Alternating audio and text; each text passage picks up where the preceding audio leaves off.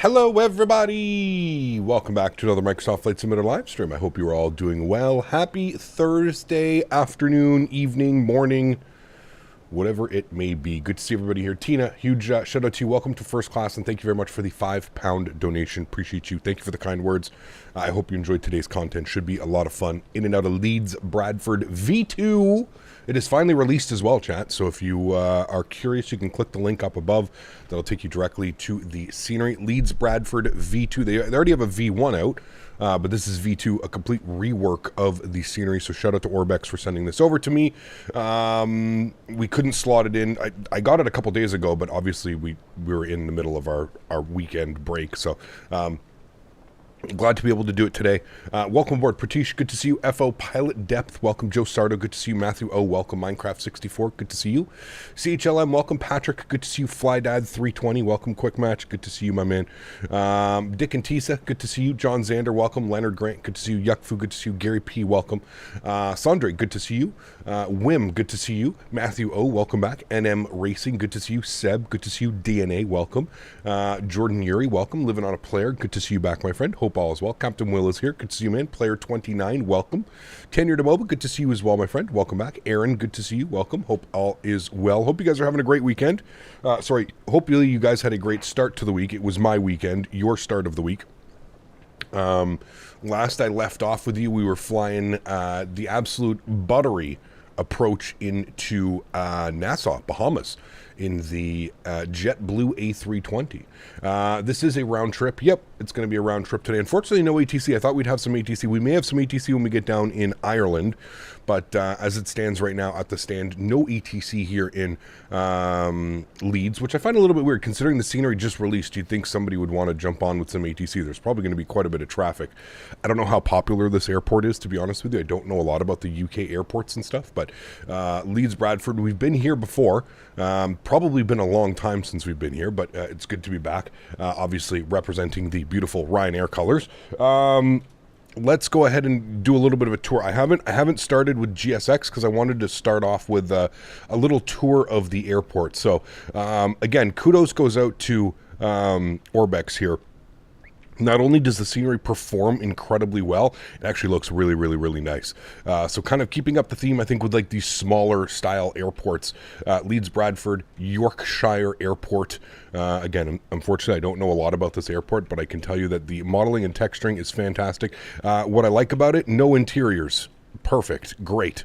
We don't need to muck up. I guess there are a little bit of interiors here, but we don't need to go crazy and muck up all that. That's probably why the performance is so great. So first thing, no interiors, but then again, the texturing, the modeling, obviously it's not the best day. It's pouring rain here. This is live weather. It is pouring rain here, so it's a little bit difficult to showcase the beauty of the scenery. But we will be flying out of here again on Saturday. So hopefully Saturday we'll get a little bit of nicer weather. We're going to be doing some Jet 2 ops down to Malaga for Saturday's stream. So that should be just as fun. Very much looking forward to that one. Looks like we have a Jet 2 parked over here, actually. It's a Jet 2 Holidays. So there is somebody else here.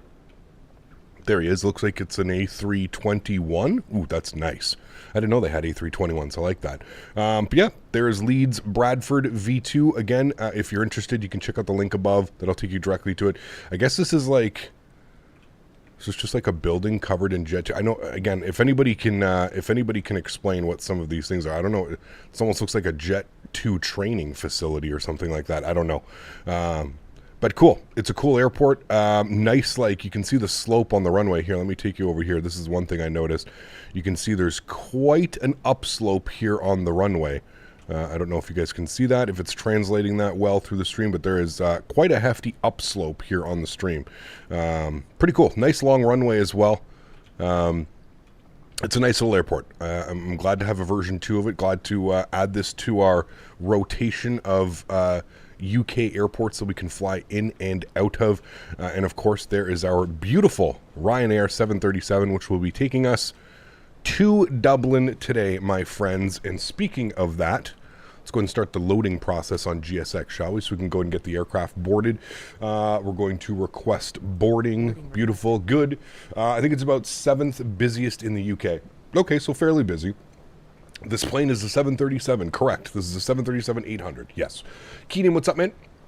It says, Ryanair professional landings I expect from you without any problems. We'll see. Some would say that I'm one of the better Ryanair pilots, but hey, who knows, right? Who knows?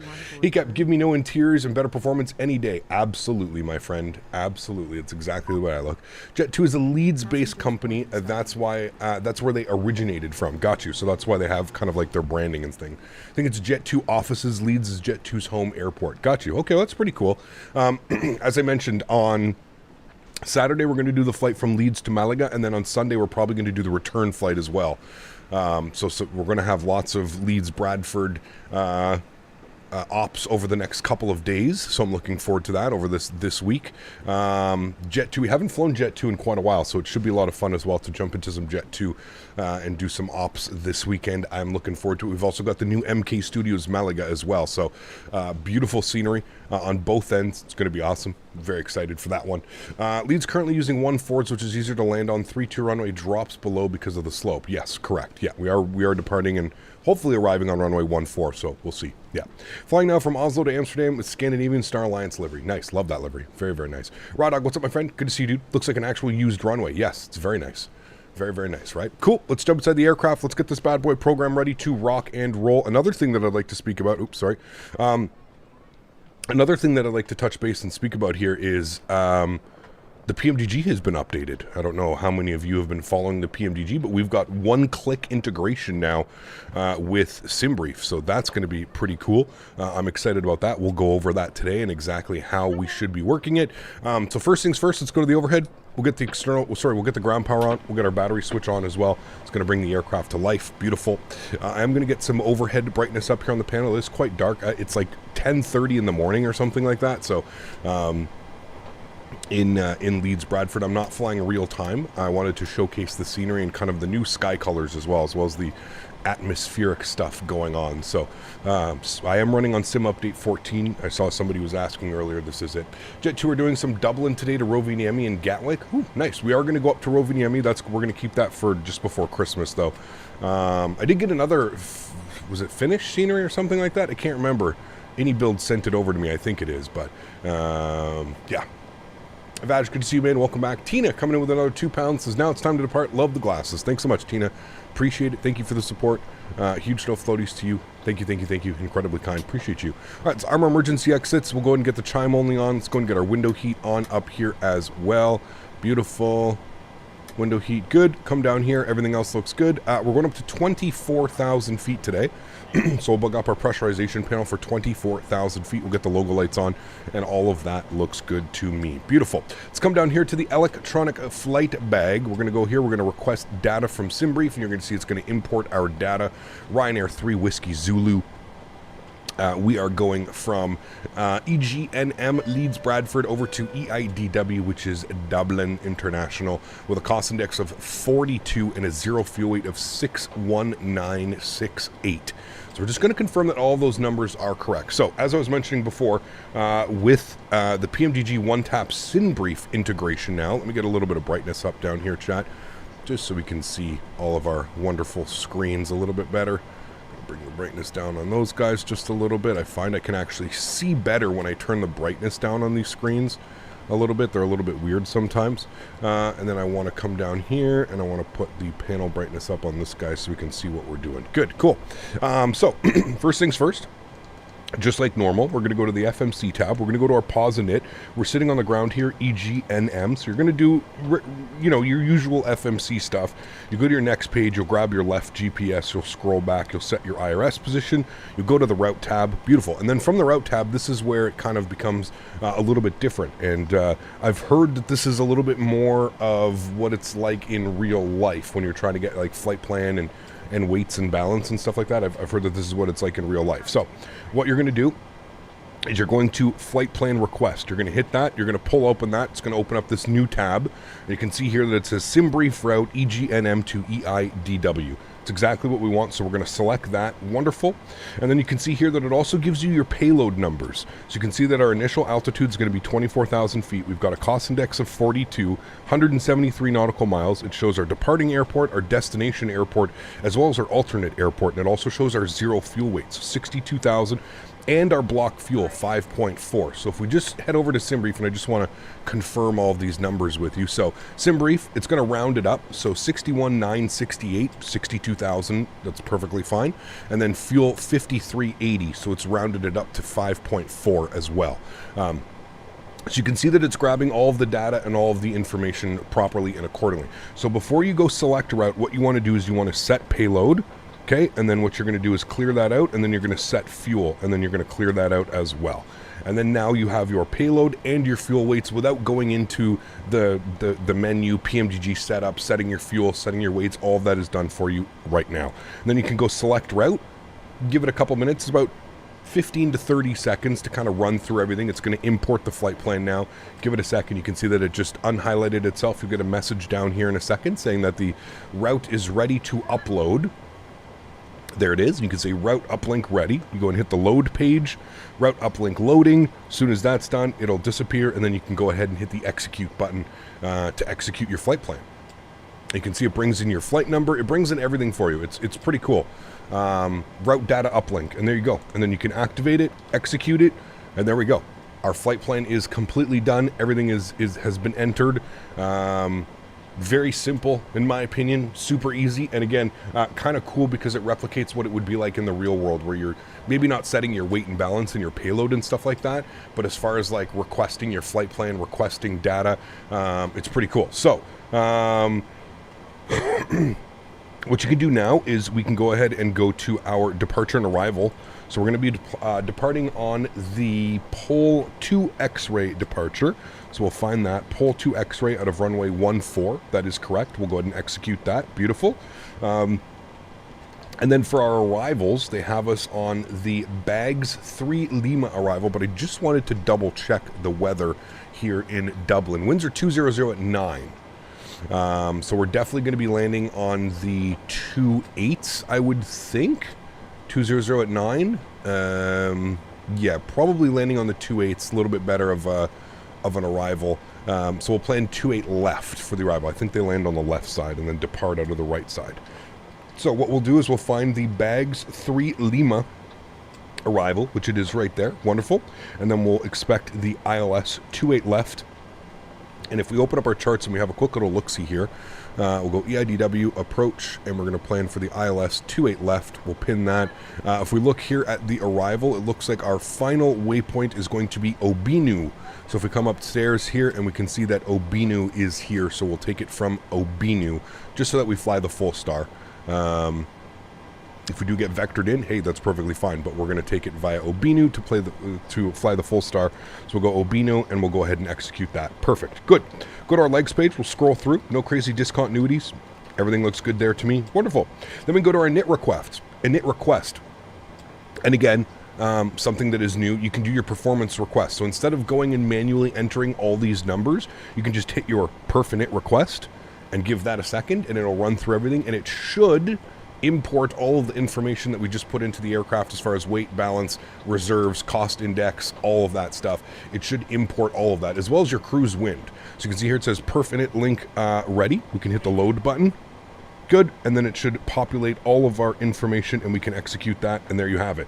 We've got our cruise winds, we've got our fuel. I have to always put our plan 5.4. We've got our zero fuel weight, our reserves, our cost index, our cruise altitude. I'm not quite sure why it has 260. We're going to put 240. I think that is a little bit weird, but you can see the rest of the numbers have auto-populated.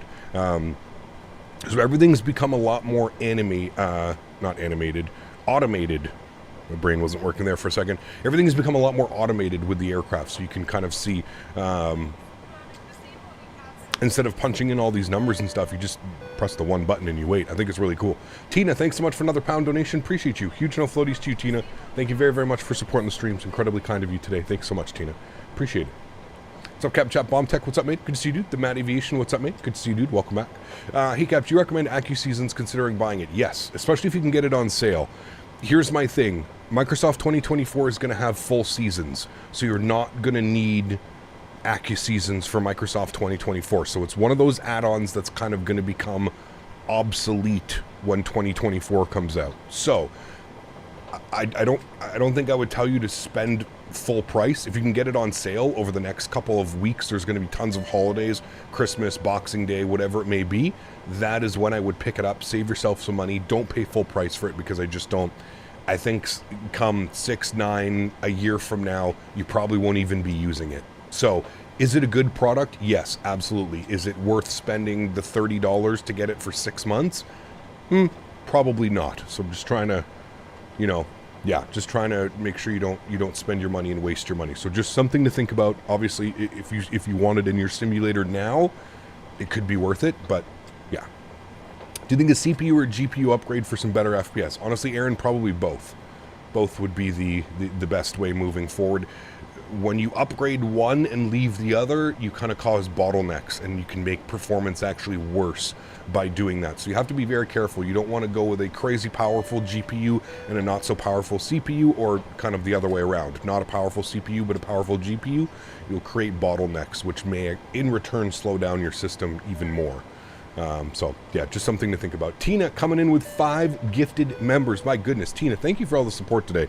That is incredibly kind. Huge no floaties to you. All those donations, becoming a member, and then gifting 5 members to the channel as well. Huge no floaties to you, Tina. Thank you very much for support. That is incredibly kind. Guys, could we please get some love in chat for Tina, dropping all the love on the channel today. Thanks so much, Tina. Appreciate you. Thank you. Hey Cap, have you thought we might be in the new sim in a year? That's crazy. I would think by this time next year we will be full blown into Microsoft 2024, which is crazy to think about. Yeah, I completely agree. I I completely agree with you. Okay, cool. We've got all the numbers. Everything looks good there. Let's go to our N1 limits. No D-rate on the takeoff today. We're just going to go 97.8. That should be perfectly fine. Everything's good there. We'll go to takeoff. Flaps are going to be set 5 degrees. Our CG weight today is 19.0, which is going to give us a trim value of 567. And then we've got all of our V speeds, so 38, 40, and 49. We're going to leave those blank until we push back and get our flaps set. But other than that, the aircraft is basically ready to go. And you can see how much less time for like on the pilot side of things when you can just do the one tap integration and stuff. So really like that. It's super cool. I'm finally glad to see that PMGG added all of those things as well. Pretty cool. Pretty cool. Now, maybe that could argue why we don't have like a weight and balance on here. Maybe this is why. They kind of got everything ready to go, like on the FMC, and have the SimBrief integration through here like it is in real life, instead of pulling it in through here to see like weight and balance on here. So maybe that was the plan all along. Who knows? Let's go to our performance tools. Let's go ahead and get our takeoff data. We're going to import from OFP. It should grab all of this information. I'm not quite sure why it's not. We'll go 1-4, because I have to select the runway. There we go. And then aircraft, we're going to import from OFP as well. Or import from aircraft, I guess is what we want, because it's in pounds instead of OFP. What does that do? Yeah, okay, that would be why. Okay, cool. Takeoff flaps, we're going to go optimum. Rating, we're going to go optimum. Anti-ice is going to be off. Weights, 148,000 pounds. Our center of gravity is 1898, which is correct because we need 19, so that's all correct. Packs will be on. We'll import the weather. Winds are 150 to 11, 4 degrees, a little bit chilly. And 29 or 5.3 on the altimeter, but that's going to be in QNH, so 1000. Okay, good. And then what we can do is we can hit the calculate button. Beautiful. And there you go. Those are all of our numbers. As you can see, acceleration height 1,500 feet. We're doing a flaps 5. N1 is 9351. Rating is a takeoff. Cell temp 39 degrees. Trim 567, which is all correct. All of those numbers work there. And we've got a V1 of 139, 141, 148. So slightly different, but I think that's because I forgot to select takeoff, and then I'm actually going to calculate that. And then what that's doing is that's actually taking the cell temp and putting it to 44. So what we can do is we can go back to our performance calculator, go to N1, and what we can do is we can select 44 on our flex temp, flex temp, if you will. And then those numbers should change accordingly. And there you go, 92.9, which should be what we see here, 92.03. Those will change once engine started, don't worry. And then trim value and V-speed. You'll see the V-speeds have now changed, 41, 43, 47, 41, 42, 48. So kind of the exact same, but slightly different on that. Cool, there you go. All's looking well. Andre, thanks so much, man, for $20. Appreciate you, man. Huge no floaties to you. Thank you, thank you, thank you. Incredibly kind, man. I really do appreciate that. Thanks so much. Then what we can do here is we can come back to our tab. We're going to go to our electronic flight bag. We're going to go to... how the hell do I... Oh, yes, here we go. We're going to go for our departure charts, and we'll open up our reference. Airport. Sorry, that's approach, star, airport. So let's go ahead and... airport, we'll pin that one. Good. We'll go to standard instrument departure. We are on the pole to X-ray, so it is right there. We'll pin that one as well, and then we'll go to arrivals. The star, we're going to be on the bags 3 Lima, so we'll find that on the list. Bags, can I put bags in here? Like, will it actually bag? So what if I put in bag? So that, okay, so it's only for iCows. Got you. Okay, so I messed up on that one, chat. That's me. Okay, arrival star, we have to find the bags. Arrival. Andre, thanks so much, man, for the $20 donation. Incredibly kind. Huge no floaties to you, man. Thank you, thank you, thank you. Incredibly kind, my friend. Thanks so much. We're on the 2 Lima, so that's the 2 Romeo, 2 Romeo, 2 Zulu, 2 Zulu, 1 Kilo, 2 Uniform, 3 X-ray, 3 X-ray, 3 Lima. We're supposed to be on the... Yeah, the bags 3 Lima. Okay, there it is there. So we'll pin that one, and then we're going to come up top, and we're going to go to approach, and we're going to pin our ILS 28 left, pin that one, and then we'll get our ground charts, airport, and we'll get our airport. Where is it? There's so many. Welcome to Europe. There we go. All right, cool. So if we go to our pins, and we go to our departures, search, departures, pinned, and then we go to our airport, and then we can see here that we've got our airport and minimums. Oh, it's doing it both now. Hey, that's nice. Okay, cool. And then standard instrument departures, stars, and then approach. Okay, cool. So it does both of them. You don't have to go back.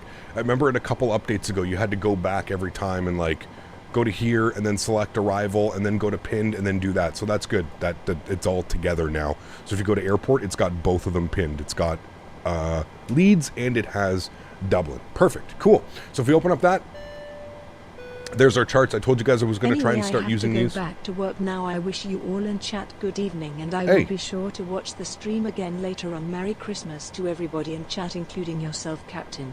Thank you so much, Tina. I appreciate you dropping the £10 donation. Huge no floaties to you guys. Please, please, please get some love in chat for Tina. All of the support today, and Andre. Thank you guys very, very much. Incredibly kind. I really do appreciate that, Tina. Thank you for the support. You guys are absolutely awesome. And Andre as well. Thank you very much, man, for the $20 donation. Cool. So you know that we're expecting runway 14 for departure. I didn't realize we have a back taxi here. Interesting. I wonder if they have any plans to... It's too short to take it from here. That would be probably a little bit of a risky departure. So we'll have to back taxi and then all the way back around. Interesting. I didn't know that that's how this airport was built. So it's a little interesting tidbit of information. I wonder why they never made Alpha go all the way down to like Echo or something like that. So cool. So we're going to be pushing back, tail to the right, nose to the left, and let's get out of here, shall we, chat? So let's go to the overhead. We'll go ahead and spool up the APU. We are fully boarded now. We're ready to rock and roll. So APU can go on. We'll get our anti-collision light on. 24,000 is in. Everything else looks good up here. Happy with all of those numbers. Wonderful. You can see here we're standing. Got a couple aircraft as well pushing back. Beautiful. Beautiful, chat. Pardon me. Gonna get the range rings up. Bring this down to 10. 1000 on the altimeter. We'll set our speed. We'll put 147 in. This number may change, but we'll put 147 in here. And we'll go with that. Good. And then if we go to the overhead, APU should be on and available here any second. Very rare to see an aircraft not backtrack if they don't. It's usually KLM and Embraer. Let's show the Ryanair pilots how landings are done. Oh, baby. Joe, thanks so much for the $5 donation. Appreciate you, my man. Huge enough floaties to you, dude. Thank you, thank you, thank you. Incredibly kind, man. Incredibly kind. All right, APU generator's on. Let's go and get the rest of the fuel pumps on. Beautiful. We'll get our engine elects on. Good. Probe heats will stay off. Everything looks good upstairs there. Happy with that. APU bleed comes on. You'll see the duct pressure come alive. Beautiful. And then we'll go ahead and get the seatbelt sign on. Good. And then we'll come down here. We'll go to FS actions, ground services, release the ground power, remove the wheel chocks. Beautiful. And then my park brake needs to come on. I should have done that first. That's fine. And now we'll go to GSX. We'll prepare for pushback and departure. Beautiful. Nope, don't need to worry about any anti-icing. We should be fine. What's new in V2? Polsky, click the link above, man. They'll be able to go over everything that's changed in V2. Pretty sure the entire airport has basically been changed. It's almost like a whole new airport for that. Huskers, what's up, man? Good to see you, dude. Roblox guy, what's up, man? Do you fly for Ryanair virtual right now? You get the flights from Flight Radar 24. Flight Radar 24. Yeah. So it's very rare to see an aircraft not backtrack. Yeah, I was going to say that runway is a little bit short. 7,000 foot runway, you're definitely going to be backtracking. I feel like for sure. Yeah. Hey, Cap, does the PMDG 737 have a weather radar? No. I don't think any airplanes do. I heard the Anybuilds A320neo has a working weather radar, but I think that's just because it's developed in partnership with Asobo, but I'm not quite sure. I don't think any of them do. No.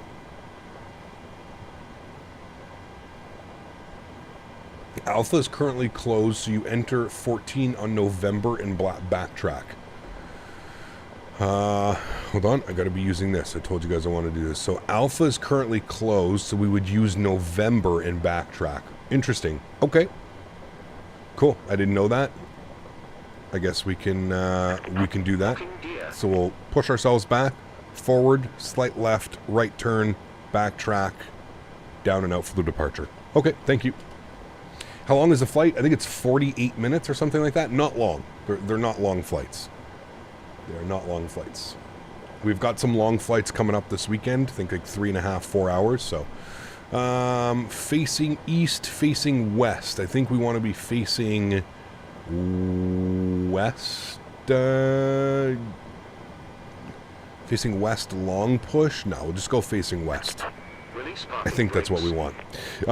Let's check around us, make sure we're all good. I just see the Jet 2. Ooh, I see a bunch of aircraft beside us now. Cool. Let's go park brake off. Can you turn off the Can you turn the EFB off? Yes. Like if you don't want it on, yeah, you can also remove it. If you don't want it here, you can remove it as well, which is some pretty cool options. Cool. Everything looks good upstairs. I'm happy with that. We have bleed pressure, anti-collision lights on. There goes the pushback. Let's go engine number 2 over to ground. We'll confirm that we have a start valve open, and we're looking for an N2 percentage on the rise here. We're looking for 25% before we introduce fuel, chat. We can audibly hear the engine spooling.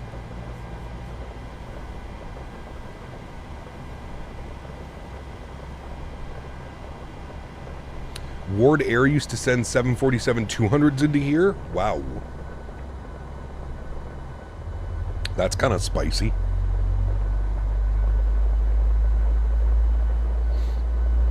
God, I love the sounds of the PMDG, man.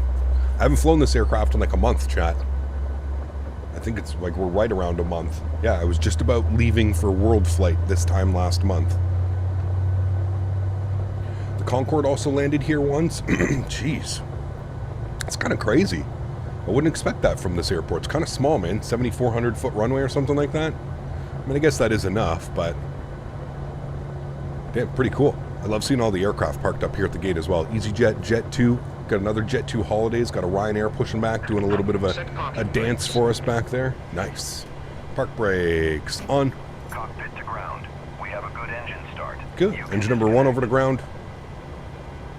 This was also the first airport to receive a Concorde charter flight. I visited quite a bit, not just once. Very cool stuff. Very, very cool, man. Would you ever fly the Concorde? Probably not, man.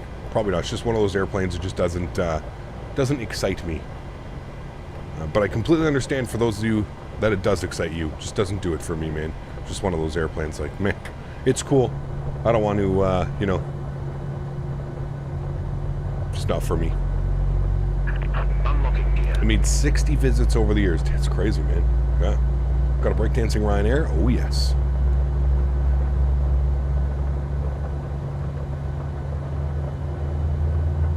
Joe, how do you record and watch the replays? You need to turn on, if you go into your settings, you need to turn on the replay tool, which will look like this, flight replay. And then you just record your landing, and then when you're done on the ground, you stop the recording, and then you can here will be where you can press play and stop, and you'll put it right there. And then if you want to change the camera view while you're playing it, you just hit here, push the camera record, and then you can do all kinds of stuff. I would love to see a better replay system. I think I've kind of gotten used to this replay system, but yeah. Flaps 5 degrees for takeoff, chat. Would you recommend Leeds as I enjoy Jet 2 ops out of their home airport? Absolutely, Keenan. Beautiful scenery, man. And it runs extremely well. That's like the major benefit that I've noticed with this airport. It runs extremely well. Yeah. I can definitely suggest it, my friend. Definitely. Cool. Let's go and get our engine generators 1 and 2. We'll get the probe heats on. We'll flip our engine gens on. Yaw damper can come on as well. Everything looks good upstairs. APU goes off. Start switches to continuous. Taxi light can come on, and we need our trims. What was it? 5, 6, 7 on the trim. Let's go ahead and set 567. Should be good right about there. V speeds 40, 42, 47, which we have selected, and runway heading will be 140, so we'll bug that up now. We'll be good pilots. 140 on the runway heading. Good. Wonderful. I think we are all set. We're looking great. Park brake comes off. Good. Can confirm the weather is this bad. I'm looking out of my window. Damn. Of course, dude. What a day for... Oh, captain's flying in? No problem. Let's give him the worst weather ever. Auto brake over to RTO as well, chat. We'll go flight directors left side, flight directors right side. Auto throttle is... Okay, I was going to say. We're still getting that bug, and we're going to go LNAV, and we're going to go VNAV. Good. Cool. Do you run max settings? I don't max. High-end preset with some things on ultra, some things on low. You can put exclamation point MSFS in chat if you're curious of seeing how I run my simulator. We're not using real... This is real-time weather, yes. We're not using real-time, though. I prefer to fly during the day, especially when I'm doing like an airport showcase. Although the weather today is not really allowing me to showcase this airport very nicely. Although it does look great with all the wet textures and stuff going on. It does look really good, so yeah. We'll leave you off on Saturday terminal IRL. Sounds good, Joe. Sounds good, man. Yeah, we'll be departing on Saturday. I'm excited for that one. Haven't been down to Malaga in a while, so it'll be a good one, man. Now, I'm wondering, do they do auto lands here, chat? Is an auto land a thing? Are we going to be testing out the PMDG auto land system today? Is that what's going to happen today, chat? I don't know if they do auto lands and stuff like that into here, but I'm going to be waiting here. There are no auto lands here? Okay. 3-2 auto land, 14 is Cat 2. Okay. Got you. Thank you. So we've got our runway out there. We want to be a little bit cautious here. Probably hold short right here, chat, of the runway. Is that the runway right there in front of me? I think it is. I'm going to hold short right here. Yeah, I can see him down there. He's about to depart, so that's looking good. And then if we look at our charts, we're kind of short here on November. Probably should have held short right there, but that's fine. I'm holding short on November for him. I will get the park brake on. Good. How to learn how to use this sim? Practice, man. Practice makes perfect. Practice, practice, practice. I can see him just lining up. I can see his tail. Here he comes, chat. That was that A321. I don't know where he's going. I don't know if he's coming down to Dublin with us, but he's just about to depart. There's a spotting location just off runway 14. You'll be able to see it, I'd imagine, when you get to it. Nice. I need to reset my push to talk button. Good. Apply. Okay, good. Am I using real traffic? I'm not using real traffic. Nope. I'm using... well, we're on VATSIM. So...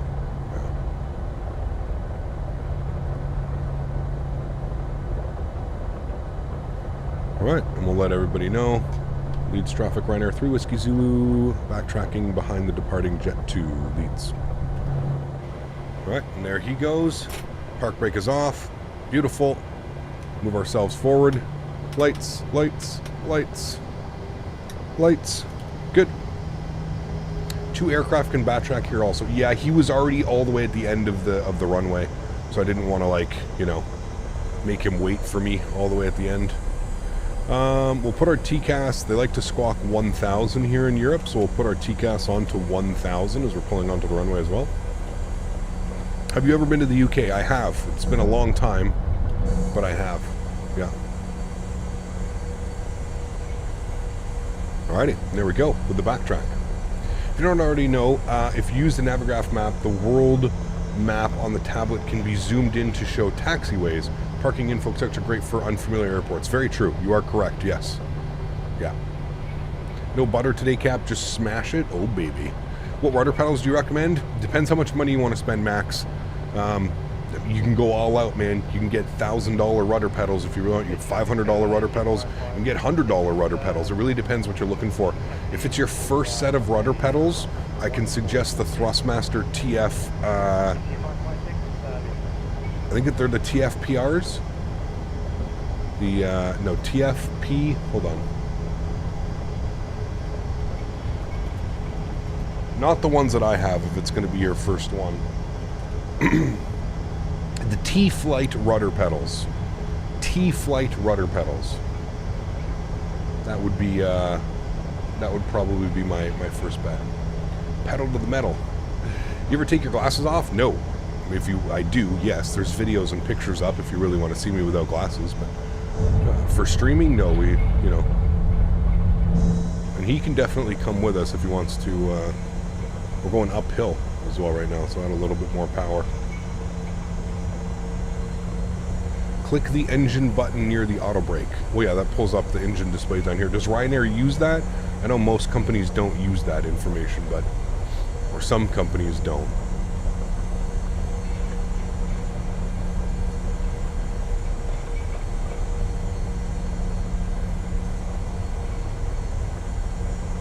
Daisy's doing well, Matthew. Thank you for asking.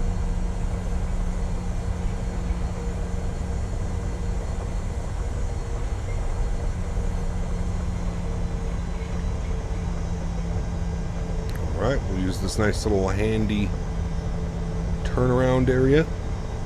Hopefully the aircraft behind us is also taxiing, which he is. Very nice. Why are you wearing glasses in the streams overall? Just something different, to be honest with you, man. Like when we first started doing it, I mean, I've been doing this for years. It was just to do something different, man. Everybody was streaming just like regularly, sitting in front of a camera. I thought it would be kind of fun and kind of different if I like wore like a, you know, a fake pilot uniform and I wore glasses and stuff all the time. I just thought it would be something fun and something different. To be honest with you, we first did this on Halloween, and from Halloween, people loved it so much when I did it on Halloween that we decided to make it like an official thing. Like we were gonna keep it on the channel. We were gonna keep dressing up as a pilot, which I honestly think was a great idea. I think some people may like look at it and be like, "Oh, look at this guy. He's so full of shit. He thinks he's a real pilot." But I think most people that know me understand that it couldn't be any more from the truth. I do it because it's fun, and I don't take myself too seriously, and I think it's hilarious that I wear a hat and glasses and a fake pilot uniform on streams and stuff. That's generally why we do it, man. It's all in fun. It's all in good fun, really, at the end of the day. Chat, hopefully this weather clears up a little bit, because this is going to be a nasty return if we have to come back into here. This is going to be wild. Cool. Yo, cam's going on. Enjoy the departure, my friends. Leeds traffic, Ryanair 3, Whiskey Zulu, departing runway 14 Leeds. Let's do it, shall we? Throttles up to 40%. Looking good. Sounds are going up. Enjoy the departure, my friends.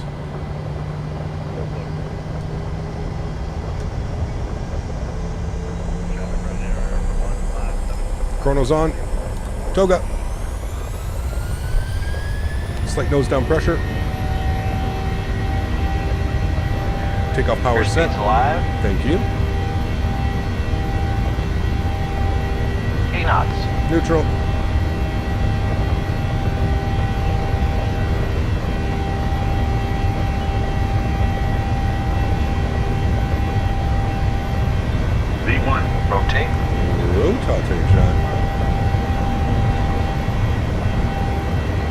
Positive, ready to climb. Gear up.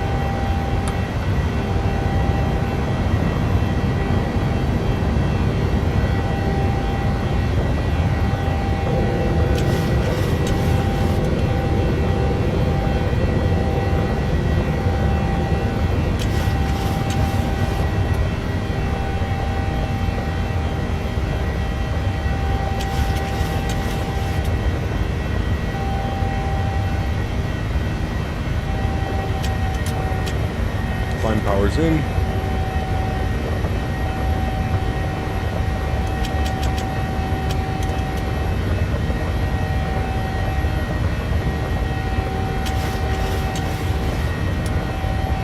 Flaps up one.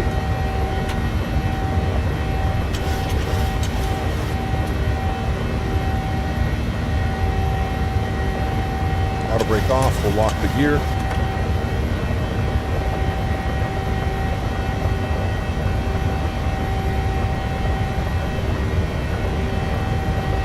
.210, flaps clean.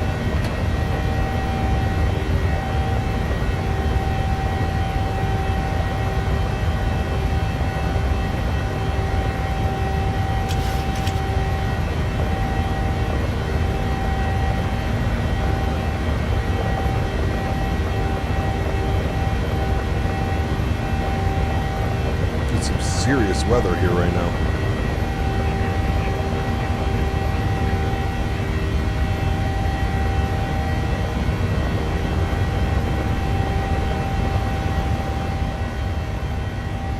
Sounds back down just a little bit.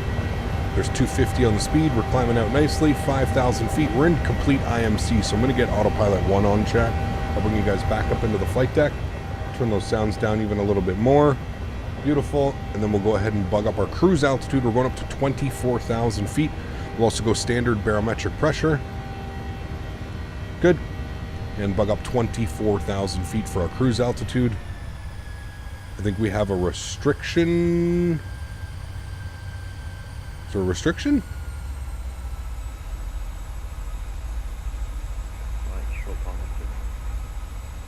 There has to be a restriction or something. Above 3,500. Standard instrument departures, the pole 2. What do we have? Okay, it's still doing that where it sometimes chucks us back to the menu. So no higher than 7,000. Okay, 7,000 at pole. Got you. Okay, and that would make sense why we're stuck at 7,000. So that's good. Into the soup. Plus 8 degrees. Anti-ice range. I think we should be fine, but... Do you guys have any free websites or software that is like Navigraph but for free? Fanta, there is what's called ChartFox, but it only works in North America, I believe. But ChartFox is a good option if you're flying in North America. Yeah. Have you ever crashed on stream? Yes. A couple times, actually. Yeah. What add-ons are you using to change the camera inside the plane? Nothing. Default. You can set custom wing views. You can set custom views. You can do anything. Are you asking what buttons I'm using? I use my numpad. So off to your arrow keys, your numpad. Speaking of which, retractable lights can come off. Good. Runway turn-offs can come off. Taxi light can come off. We're going to go engine start switches to normal. We're supposed to do it at 10,000. It's fine. Logo light can come off and wing light can come off as well. Beautiful. Cool. How much does my entire setup cost? Are you talking both PCs, yoke, 3 monitors, rudder pedals, FMC? I don't know, dude. A lot. Probably $7,500, if not more, somewhere up there. Everything that I'm using right now, you know, probably close to $7,500 to like $9,000, somewhere around there. Lights, microphones, like my entire setup. Yeah, between $7,500 and $10,000, depends. Depends if you got things on sale. Depends where you bought them. Somewhere around there, I would say. If the weather remains the same for your return, would you use an AutoLand? I don't think we can, David. Somebody was saying we can do a Cat 2 arrival, which I think would be our minimums down to like 200 feet or 100 feet or something like that. So we shall see. We shall see. How's Rito? What's up, man? Good to see you, dude. Welcome back. Hope you're doing well. Happy Thursday, my friend. Chad, I also just wanted to... quickly speak about it. There is no live stream tonight. I know. I apologize. Boo. You're a terrible Captain Canada. There's no live stream tonight. I don't know if you guys remember. I was supposed to go to a birthday dinner on Sunday It ended up being canceled because the weather was absolutely insane. It was rescheduled to tonight. So unfortunately, there will be no live stream tonight. That being said, we do have some awesome flights planned for this weekend. So you can get excited for that. We do have some awesome flights this weekend. So keep that in mind if you are interested in joining this weekend. We've got some really cool and fun flights that we're going to be doing. You're not allowed to have a life. Minimums is 874 feet. I think the elevation is 681. So yeah, so about 200 feet, 210 or something like that. And we can always look, but if we look at our charts and we go to EGNM and go to approaches, if we go to the ILS, you can see minimums 200 feet, 874. Yeah. All right, and there we go, back on the climb. Up to our cruise altitude, 24,000 feet. Hopefully we get up and above these clouds. That would be nice. Just let Daisy run the stream tonight. Okay, that'd be my first time seeing you do an AutoLand live. Yeah, I don't think we can do one, so. Runway 32, yeah, but we'd be landing with like an 11 knot tailwind, Litos. I don't think we can do that. The winds are, you know, you have to keep things as realistic as possible, right? If we go to EGNM and we go to weather, you can see winds are 140, so that would be an 11 knot tailwind. I don't think that would happen. We'll see. We shall see. This looks so advanced. Do you think that this is advanced? This is definitely a high fidelity aircraft, yes. No doubt about that one. It is a high fidelity aircraft. There's a lot going on. I feel like you probably want to be comfortable flying this if you're going to fly it on the network or anything like that. 10,000 feet, landing lights can come off. Obviously, we're keeping the seatbelt signs on. I see a little bit of clearing. I see us coming through maybe some layers here in a second. Maybe we'll break out. I don't think we're going to break out completely, but maybe we'll break out of this little bubble that we're in now. So, just bought the Thrustmaster TCA Captain's Pack. Absolutely love it. Nice, Craig. Congratulations, man. Beautiful setup. Beautiful. Just registered for Chart Fox. Thanks. Awesome, man. Glad I could help you out, dude. Glad I could help you out. We use the A3X when it comes out. I'm sure we'll do some flights in it. Yes. I don't know if it's going to be a regular thing, but we will use some. Yeah.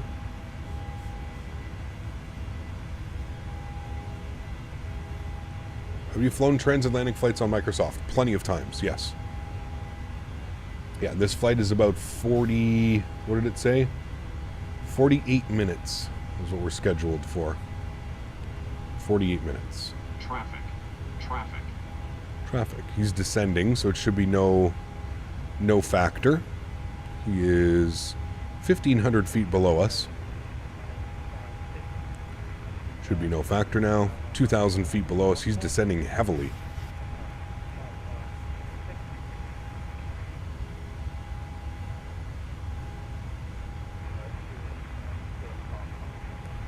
Alrighty, and it looks like we're about to break ourselves out, at least of one layer.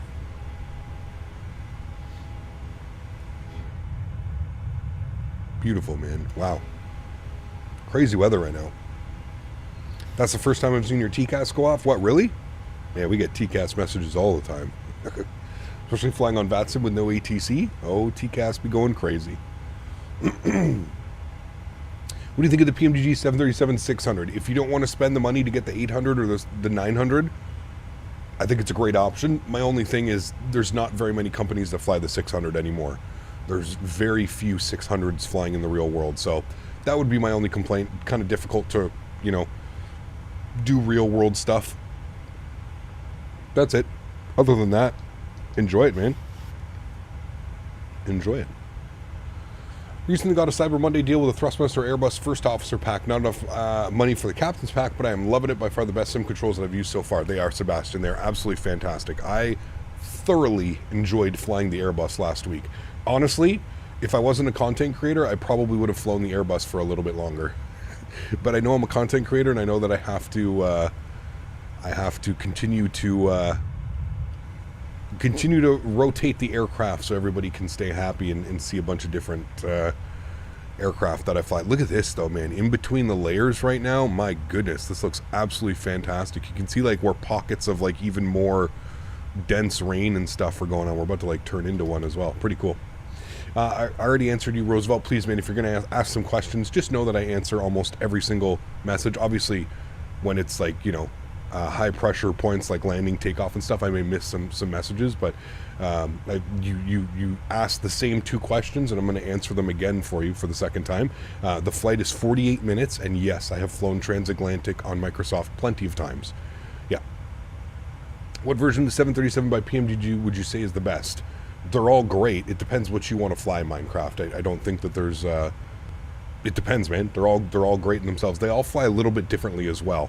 I noticed that the 900 seems to be the easiest to land, in my opinion. I enjoy this. I enjoy the 800 just because it's the most common. It's yeah, it's the most common 737. I almost said 747. It's the most common 737. It's easy to do real world ops because everybody flies this airplane. Almost everybody flies this airplane, so it makes it really easy to do those, you know. So in 2 hours, the wind should be about 8 knot tailwind on runway 32. It's doable for an auto land, but it should be misty, so we shall see. Yeah, I don't think we're going to be back in 2 hours. We should be back probably, well, no, you're about right, about an hour and a half-ish. We should be back. So yeah. We update PMDG, still not come tablet. So Vipers, what you have to do, if you update the PMDG, you have to activate it. So come down here, go to PMDG setup, go to aircraft, go to displays. Wait, no, go to equipment, go to the last page. Second, you know what I forgot to do, chat? And I knew it as soon as we did it. I was like, I forgot to turn the packs on. No problem, we're all dead. It's down here. Flight tablets. So let me do that one last time because that was kind of confusing. Go to PMDG setup, go to aircraft, go to equipment, go to the last page, page 16 of 17, so go back twice, and it's right here, flight tablet, and you have to select yes. It's probably by default on no. You have to select it. Yeah. Don't worry, it's fine. It'll get us back onto track. Everybody's good. Nothing to see here. Exactly. Nothing to see. Man, that sky is kind of crazy right now, though.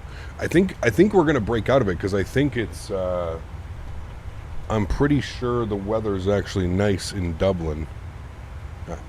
How long is this flight from where you are right now? From where I am right now, probably about 30 minutes. I would like to think, 30-ish minutes. Does the 900 have the tablet? Yes, they all have them. I just showed you every aircraft that you own of the PMDG. If you follow those steps that I just showed you, you'll be good to go. Yeah. What do you think of the new lighting effects? They look good. They look a lot more natural, in my opinion, Will. Yeah. A lot more natural. Winds are 190 at 8. It's going to be a nice crosswind landing, chat. Few at 1100, scattered at 2000. So it should be good there. Yeah. It is a short flight. Yeah. What is your favorite plane in the game? Probably this one or the Phoenix A320. I absolutely love both of those aircraft. Yeah. The Smitty panel, I know. It's because I'm not following my checklist. No, I meant to set them before departure, and I got to talking, and well, the rest is history. Have you traveled to Vilnius in the simulator? We have. Yep, absolutely. Yep. Show some wings? Sure. What's the plans for tonight's flight? So College Dude, I don't know if you were just showing up or here. No stream tonight. I was supposed to have a birthday dinner on Sunday, but we got like a foot of snow on Sunday, so it's being rescheduled to tonight. So unfortunately, no live stream tonight, my friend. The next live stream will be Saturday, Sunday, Monday. And we've got some fun flights that we have planned for this weekend. Zach, what's up, man? Good to see you, dude. You excited for the Phoenix A319-21? It's supposed to be released before 2024, but I've not seen anyone talking about it. Yes, I am very excited for it. Yeah, we'll have to see. Yeah. Have you traveled to Sofia? Yes, in the simulator we have. Yeah. You ever traveled to Central America? In the simulator, yes, we have. Sonny, what's up, man? What will be your first flight in the A380? I have no clue. No clue, my friend. I have no clue, Erin. I'm not. I don't really do a lot of long hauls and stuff like that, so I'm not really in tune with all the 380 flights and stuff that are out there. So, what Microsoft is this, and can you get it on Steam? Yep, this is Microsoft Flight Simulator, and I am running it on Steam. News says there's another foot of snow coming tonight in Ottawa. Maybe. I haven't even checked the weather yet today.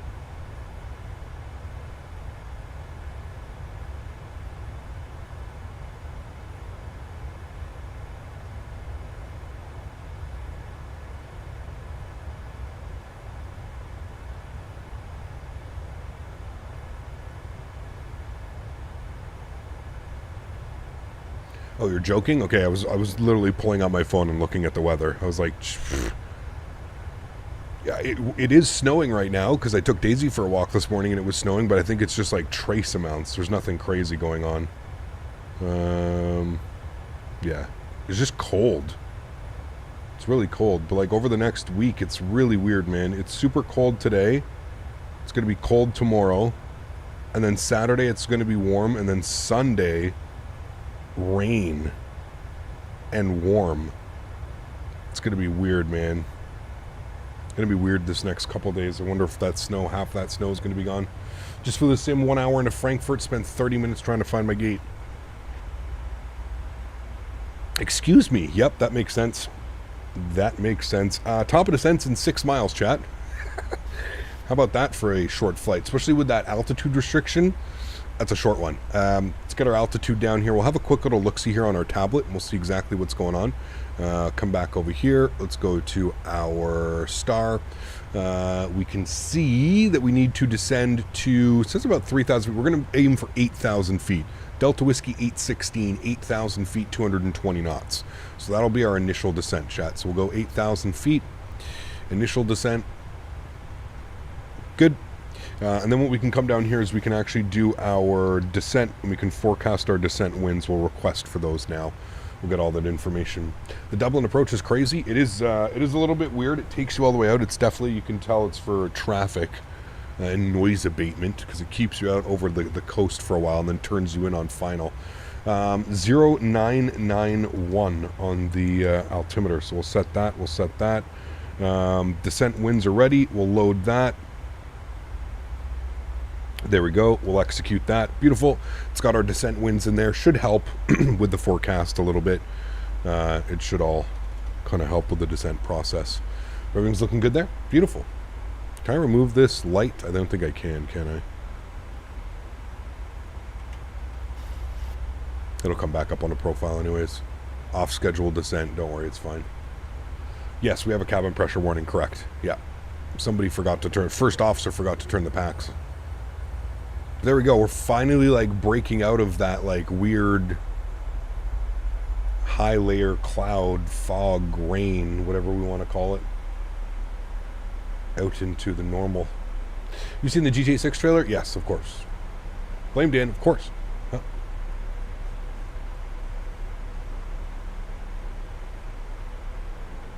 So the Fly Tampa updated their Vegas scenery. I wonder if it includes the sphere. Somebody said it does. Somebody said it does, so yeah. Microsoft or X-Plane 12? It depends, man. Depends what you're looking for. They're both great platforms. Whatever you choose, man. Whatever you choose. There's no right or wrong answer. Go Autobrakes 3. Are we going to do another flight? We are doing the return flight, yes. There will be the return flight today. Depending how quickly we can go back, we may do another leg back as well. So we may end up getting 3 legs today. We'll see. Kev, what's up, man? I almost got sick doing an X-Plane 12 flight from Dublin to Porto. I had an accidental hard landing and I got motion sickness. Judging by your name, I'm assuming that you were in VR, Jimmy, right?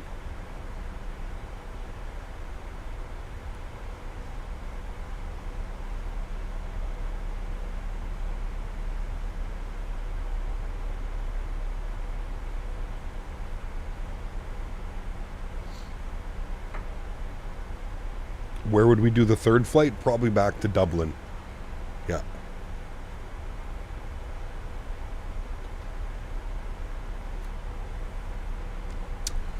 You've set up numpad for custom camera. Once you click numpad 1, autopilot disconnects.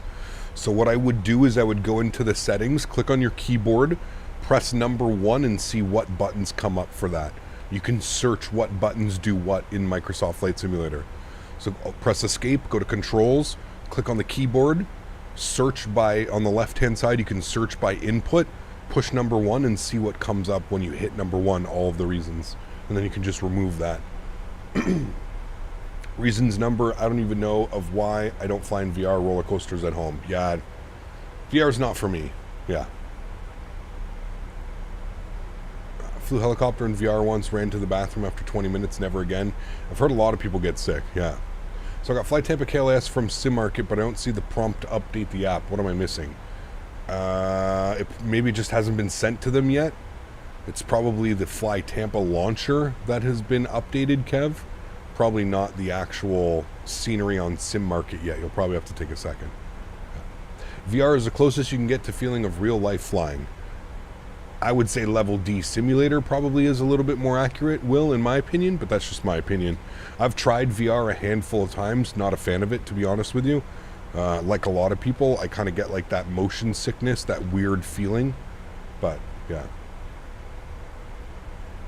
Hope all's well and take care. Currently figuring out and rebuilding a pitot and static system for a 6-pack of instruments. Woof. Sounds like I am having a better day than you, Starcept. Is FSDT Louisville scenery worth buying? When we get some more cargo planes, absolutely. Absolutely, Bomb Tech. Yeah. I mean, in this sim, I still think a level D sim in this sim is going to be crazy, right? But I see what you're saying. Yeah, I mean, it's VR. It's basically no boundaries to what you're looking at, right? For sure. Loving this new rig. 49 of the frame gen is pushing out 140 FPS on this flight right now. It's pretty crazy, dude. I'm at 50.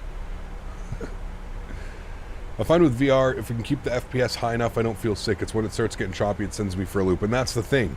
I feel like VR is just not well optimized for that, you know? Most VR that I've seen is running, I don't know, 25, 30 FPS, and it's just choppy. Yeah. GSX doesn't work for SDF.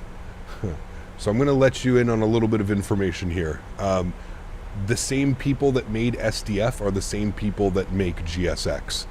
So it's not working because you don't have a legitimate copy of SDF. I love when people like kind of rat themselves out.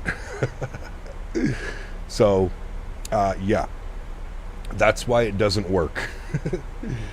FSDT a while ago put out an update to all of their sceneries and GSX.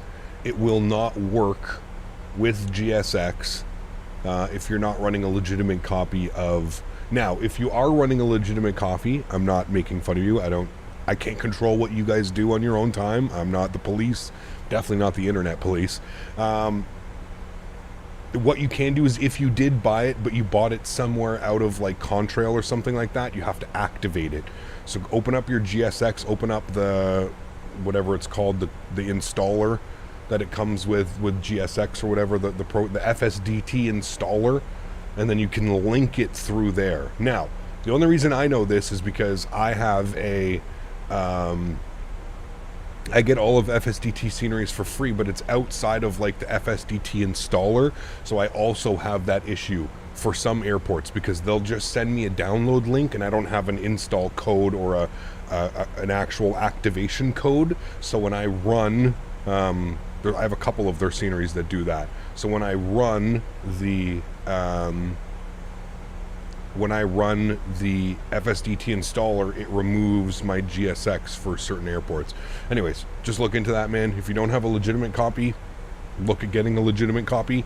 And if you do have a legitimate copy, reach out to wherever you bought it and see if they can get you an activation code so that you can activate it. That would be my suggestion to you, my friend.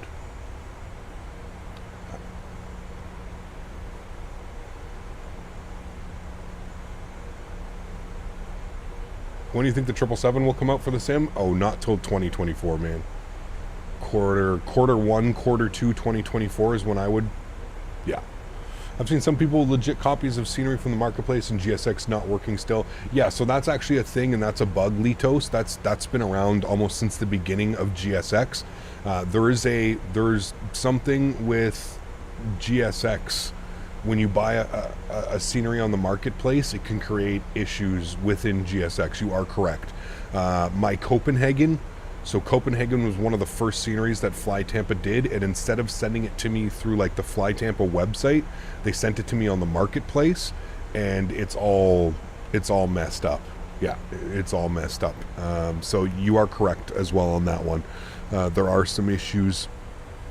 If you did buy it on the marketplace, GSX can be a little bit weird.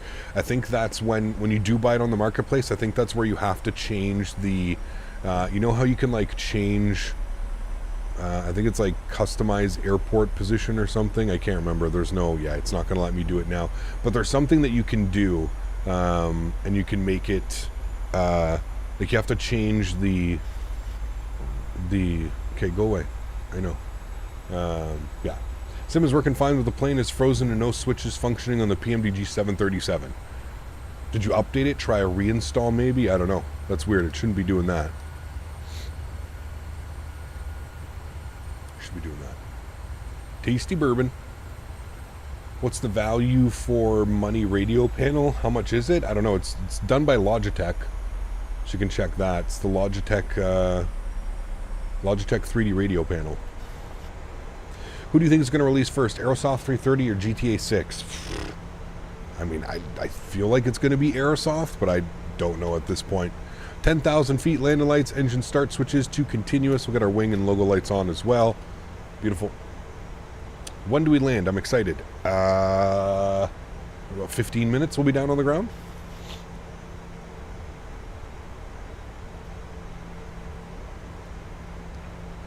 Cap, would you not fly the Bagso 3 X-ray? It's a lot quicker of an approach. Maybe. I don't know. I'm just flying whatever SimBrief gave me, and whatever SimBrief gave me is most likely whatever they're flying real world.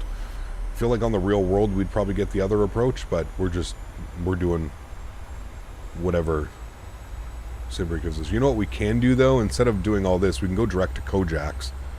If we come down here, we'll go to legs. We can just go direct to Kojaks. That'll probably save a little bit of time as well. There you go.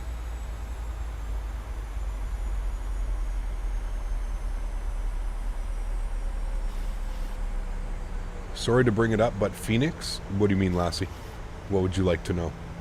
Hey, Captain, switching over from my PC to the new Xbox S. Am I able to play online and how? No. Nope, there's no... I mean, you can play online, but it's just like regular Microsoft Flight Simulator servers. There's no like VATSIM or anything like that if you're switching over to the Xbox. I would actually avoid switching over to Xbox. If you already have it on PC, I would stick with PC, but yeah. Aerosoft 330 will release for GTA 6. True story. Nice. Do you know GTA 6 trailer recreated Florida? Yes. I did the update. I have to uninstall the PMDG Operations Center and install it again, and nothing works. Very weird. I don't know what would be causing that, man. I'm sorry. I wish I had more information. Have you gone to the PMDG forums? That would be my next step. Maybe go to the PMDG forums, and maybe they'll have some answers over there for you. I don't know. Yeah. Usually get cleared for this one to get direct, I believe. Yeah, if there was real ATC online, we'd probably get a direct. We probably would even get like a radar vector, because if you look at our approach, it takes us all the way out like this, and then back around, and then in for the approach. This is definitely done for traffic reasons, and we do have quite a bit of traffic flying with us as well, so that's why I didn't want to do that. By the way, talking about the Phoenix, with freezing activated, airspeed will get stuck, and it will be fixed for Block 2 when that releases. Only God knows. Okay. Are you able to see live people?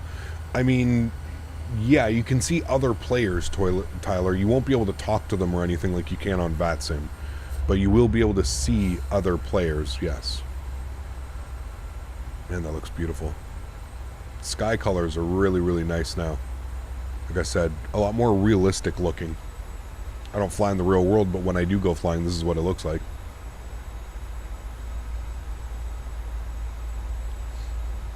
Alright, we do have tower online, 18.6, so we'll get that ready to go.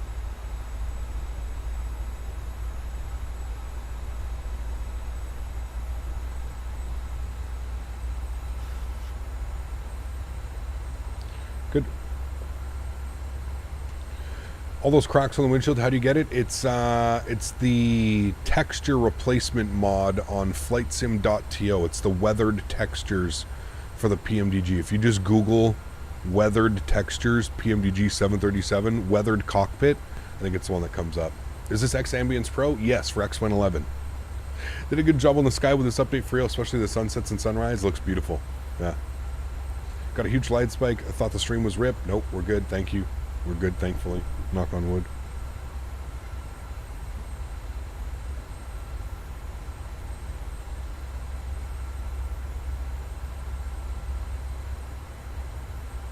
Yeah, well, as I was saying, Tyler, like, you can't, if you're going to switch to Xbox, there's no VATSIM, there's no IVAO, there's no voice servers if you go onto Xbox. That's the only thing. At least if you're simming on the PC, it gives you the option to use, you know, some Pilot Edge, VATSIM, IVAO, some of the other voice networks. So just keep that in mind. Like I said, just keep it in mind. If you understand that, that's fine. Just got a 2 terabyte SSD, finally some free space after being stuck on an OS and Microsoft all in one single 500 gig SSD. Oh my. That will definitely be helpful for sure. Aired for sure, man. Yeah. Just YouTube being YouTube again, I guess. Maybe. Yeah. Love the flight, Cap. Thank you. Glad you're enjoying it. Gotta go, Cap. See you next stream. Take care, John. Hopefully I'll see you on Saturday, man. Cap, did you get a chance to see the 777 teaser that PMGG posted on their website? It's not a teaser, Aaron. They've already gone over it. It's... Do you want me to read exactly what it is, Aaron? Just so you can...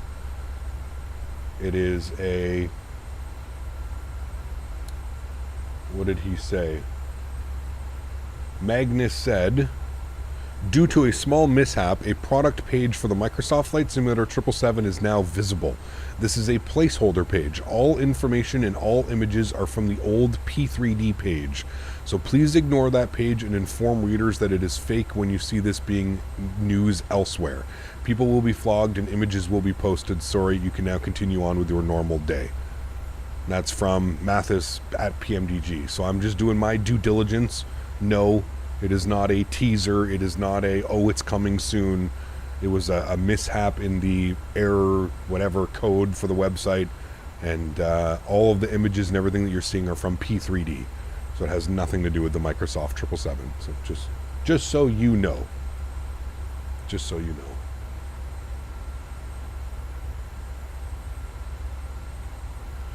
Triple seven confirmed. That's the next thing. Yeah, absolutely.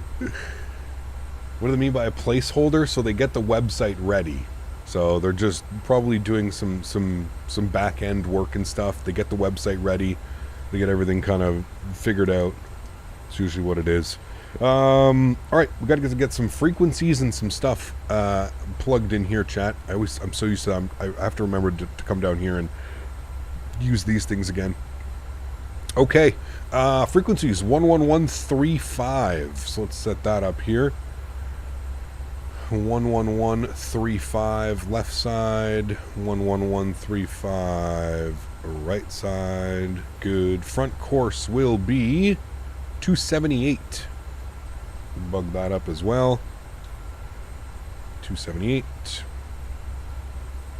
278. Good. And then what do we need? We need our minimums. Minimums are going to be 402 on the barrow. Barrel minimum 402. We'll set that. Good. 402 is set. Auto brake is set. Ground spoilers are armed with the green light. Everything else looks good here, my friends. We need to hold 8,000 feet till Delta Whiskey 816. And from there we can start the descent. We need to be at above 3,000 at Obinu.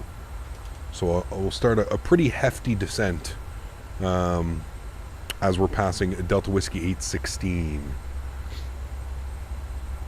And we'll probably take that down to about 4,000 to intercept. So bug up 4,000, and from there, we'll probably just go on to level change, and we'll put out some flaps to kind of get things ready to go. Which one is better, Microsoft Flight Simulator from Xbox or the normal one? Like, are you saying for PC or for Xbox? I mean, if you, my honest opinion, there's much more available. The simulator is far more of a rich experience, if you will. Richer experience if you are on PC. There's just far more third-party content available. You can do Pilot Edge, VATSIM, IVAO. There's so many more options when it comes to simming on PC. Not that there's anything wrong with simming on Xbox. If that's what you can do, hey man, that's what you can do. I don't have anything against that, but yeah.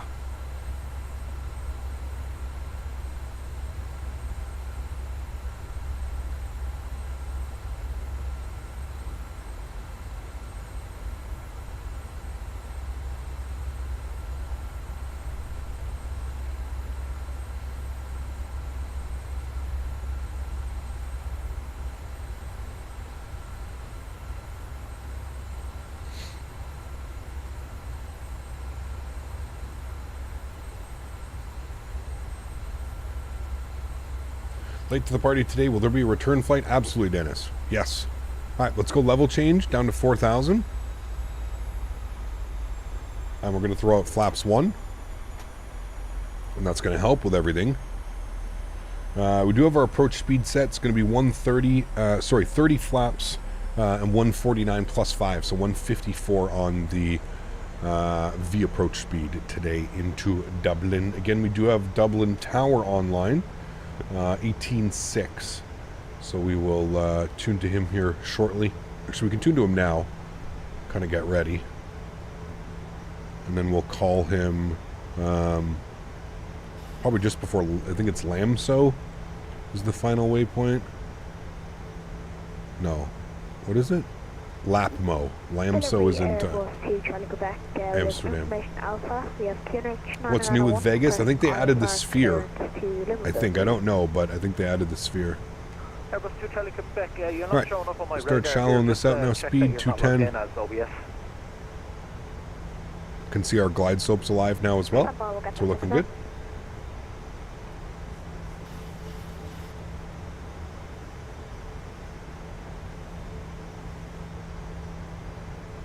Got Vegas to update through the FT installer. Halfway done now. Thanks for the help. No worries, man.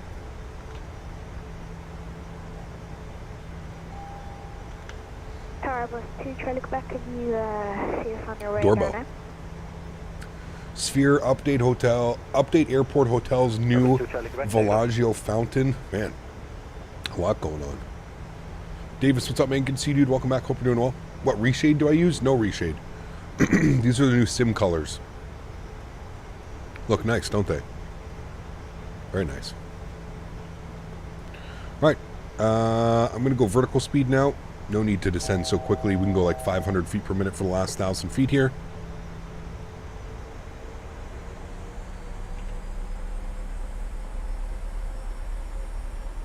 And 210 knots at Lapmo. That's what we're looking for. Cool, that Vegas scenery is very lively and enjoyable. Yeah, we'll fly in next week for sure. For sure we'll fly in next week. Time to Ryanair. I mean, we got a crazy crosswind right now as well, so I would definitely expect a spicy arrival. Yes. Is there a reshade for Microsoft Flight Sim? I thought it was an X-Plane thing. Oh yeah, there's a reshade for everything, dude. There is reshade for everything. You can get reshade for like Call of Duty and stuff. Alright, 3,000 feet is in, which I believe was our intercept. Yeah, 3,000 at Lapmo.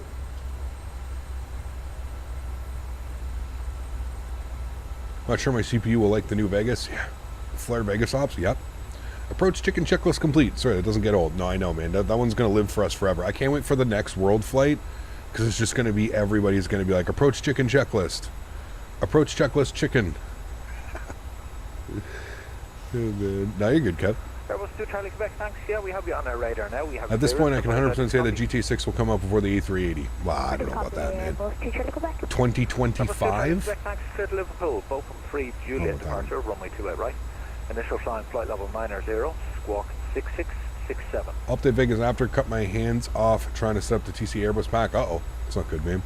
World flight was so friggin' epic. Can't wait for next year. It should be fun, man. Yeah, it should be a lot of fun next year. I'm looking forward to it, man. Alright, a little bit of a better descent rate. We'll go 750 feet per minute. We'll call up tower now. Dublin Tower, good evening, Ryanair. 3 Whiskey Zulu, planning ILS. 28 left. Runway 3 Whiskey Zulu, hello. Continue approach, number 1. Surface wind 190 degrees, 9 knots. Continue approach, number 1, Ryanair. 3 Whiskey Zulu. Need to get a chicken checklist shirt made. Well, we got some Blame Dan shirts made. I don't know if you guys were in the... Dan got some Blame Dan. So at the expo in Vegas, we're going to see a beautiful Blame Dan. I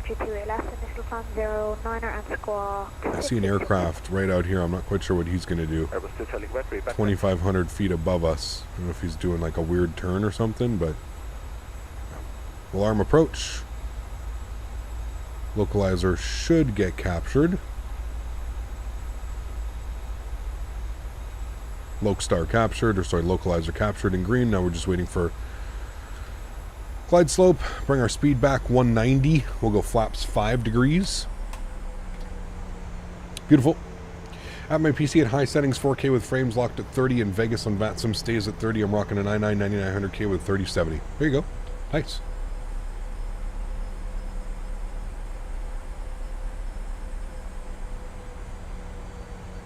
and Dublin Tower request, Ryanair Papa 6, oh my gosh, Ryanair 6 Papa Tango request taxi. Ryanair 6 Papa Tango, we get All there right. eventually. Taxi straight We're ahead, good Papa there. 1, left, back Let's go to our runway 34, airport. hold short to it, left. EIDW. Open that, and then what we'll do is we'll actually go to our home charts, Papa and then we'll 1, zoom in backtrack, runway 34 and hold short all to the it, way left, here as Ryanair well, 6 Papa because Tango. this will allow us to see even all of our parking gates. There we go. Look at that. Look at that all in there like that. So I'm assuming we'll probably vacate onto whatever that is, but 2,500. beautiful. We'll zoom in on Ryanair 3 Whiskey here. Zulu, surface wind 190 degrees, 9 knots, runway 2 at left, clear to land. To your left, clear to land. Ryanair 3 Whiskey Zulu. All right, gear down. Speed 170. Flaps 15 degrees. Upstairs, cleared to land. Dublin Tower, hello, Tomjet 65, ILS. All the lights are on. Looking good. Tomjet 65, good evening. Continue And our approach speed was 154. Log up 154. Jay, what's up, mate? Good to see you, dude. Welcome back. Hope you're doing well. Flaps 25 degrees. Speed through 160 knots. We'll go flaps 30, which will be our landing flaps. Flaps 30 are set. Landing checklist, gear down 3 green, flaps 30, ground spoilers armed, green light, cabin crew advised. You guys are advised, cleared to land. Well, chat, let's have some fun. Yo, Cam's going on. Haven't flown this airplane in quite a while. I'm currently looking at 29 knots. You are looking at that correctly, chat. 29 knots of crosswind, so don't hold your breath on this one. I feel like this is definitely going to be a Ryanair. My airplane. Enjoy the arrival, friends. Good evening, Dublin Tower. This is November 57 Lima Papa. I am PA28 Piper. General aviation at the moment. Request IFR clearance to Exeter. November 347 Lima Papa, good evening. Be advised you have an invalid cruise altitude here for your direction of flight. Are you able to cruise 5,000 at set? Sorry, could you repeat that? 1,000. November Lima Sure. Papa, be advised you have an invalid cruise altitude for your direction of flight. Can you cruise at 5,000 feet instead? Roger, yes, I don't know how to manage that. Yes, 5,000 feet, absolutely fine. I'll readjust. November Lima Papa, no worries. The wind is now changing. I've moved you up to 5 here for cruise. Go, doing weird things to our speed. We're good. We're back on track. Runway 2 at left.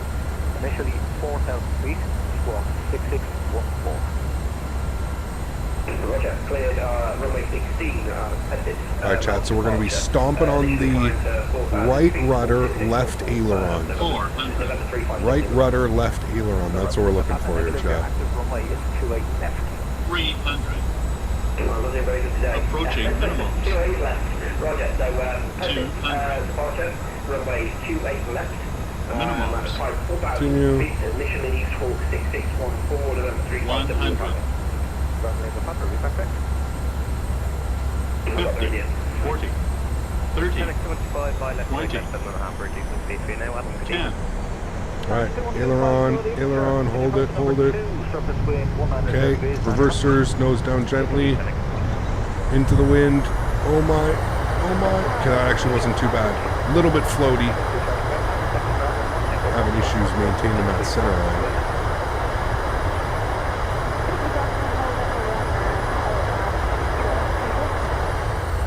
Reverser stowed. Ladies and gentlemen, welcome down to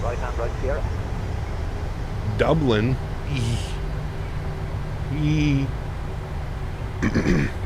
Little bit iffy on that one, chat. Little bit iffy. The winds actually calmed quite down on just before touchdown. They were down to like 8 knots, 7 knots. But, sheesh. Little bit floaty. Little bit too floaty on that one. We want to be down on the numbers. I was struggling there a little bit. Our speed tape was going up, down, up, down. Not bad. Not bad. Not too bad at all. We'll take that one. We'll go ahead and stop our clock 45 minutes. We're 3 minutes early. So at least good. We'll go flaps clean. Ground spoilers in. And we'll just be helpful and slow taxi our way down here for him. Landing lights off. Start switches off. Strobe lights off. Wing lights off. Good. Cool. Nice bouncing effect. Is that an add-on? The camera, when like, yeah, that's XP realistic. Sorry, FS realistic. Taxi, sorry, Sierra and hold short 16, I believe you said, or Whiskey 1? Runner 3 Whiskey Zulu, A firm, Whiskey 1, hold short runway 16. Whiskey 1, hold short 16, thanks. Alright, Whiskey 1, hold short 16 for us, chat. There's a KLM. Did he just land, or is he taking off? He definitely just landed. He's slowing down like crazy. 165, welcome to Dublin, vacate right hand, right Sierra. Vacate right hand, Sierra, 165. Did the right wing dip a bit? It honestly, it felt a little bit weird. Yeah, like I said, man, there was quite a bit of crosswind component, and by the time we actually touched down, there wasn't all that much of a crosswind component, so you could see I was kind of fighting with the airplane to maintain it. I also feel like I need to go over my rudder sensitivity on this. My rudder sensitivity on this airplane, I feel like it's a little bit too much, especially compared to when I was just flying the Airbus and did a lot of crosswind Airbus landings last week. I can definitely say that my rudders are very sensitive on this airplane, so I may actually have to go in and create a little bit more, not a null zone, but the reactivity. I'm going to turn the reactivity down just a little bit. Yeah. But other than that, yeah, just the wind's kind of. We went from a 29 knot crosswind to like a 6 knot crosswind in about 1,000 feet. So that's where it kind of just was. And again, I'm just starting to understand the concept of crosswind landings, to be honest with you, man. I am absolutely terrible at crosswind landings. I kind of always have been. It's only recently that I've started to like understand how I should be approaching crosswind landings. So they are getting better. They are getting better. Ask Will. Will's actually really good at crosswind landings. He actually understands the concept of it. I'm getting better. I used to be brutal, dude. We used to land, you can ask anybody, we used to land and we'd be like off the runway with my crosswind landings. I think I'm at 40% reactivity on the 737, but I don't have the same pedals. Yeah, I'm going to check actually once we pull up at the stand here. And oh shit, Whiskey 1. Ooh, chat, don't be funny. I keep forgetting that I'm supposed to look down here. I almost went down Whiskey 2. Alright, now we'll spool up the APU. We'll get that ready to go. He should send us into, we should get Runner 312 Romeo, your squawk 6603. somewhere in here, 109 or something like that, 103. Channel 2125, welcome to Dublin, taxi right to Sierra. Right Sierra, Channel 25. And runner 6 Tango, Unicom after departure, surface wind 190 degrees. Wish I had rudder pedals, having to only fly with the flight stick makes my wrist hurt. Yeah, that's difficult. It's definitely difficult. Ryanair 6 Papa Tango, thanks for your help.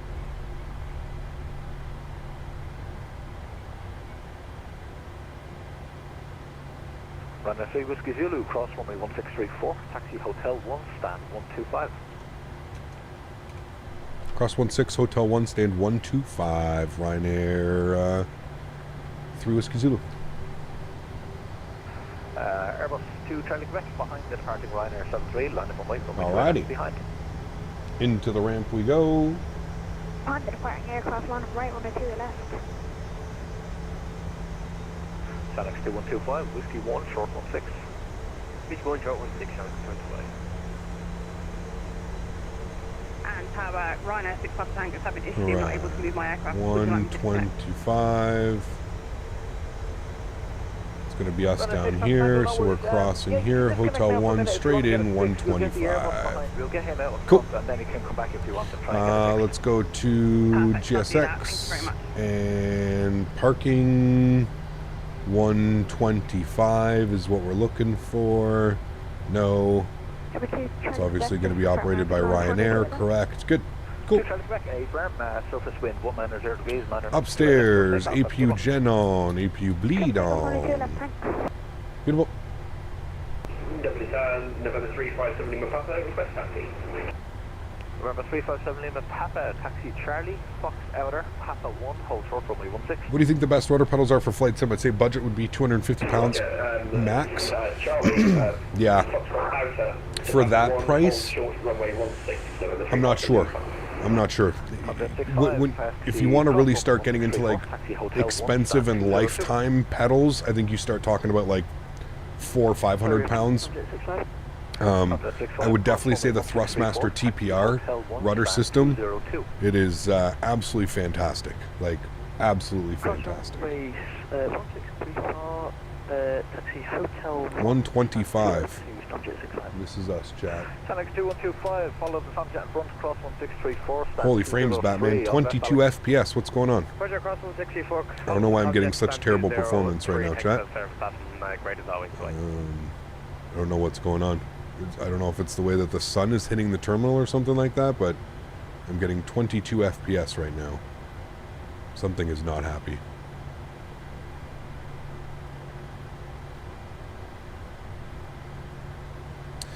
Alrighty. And we're down here.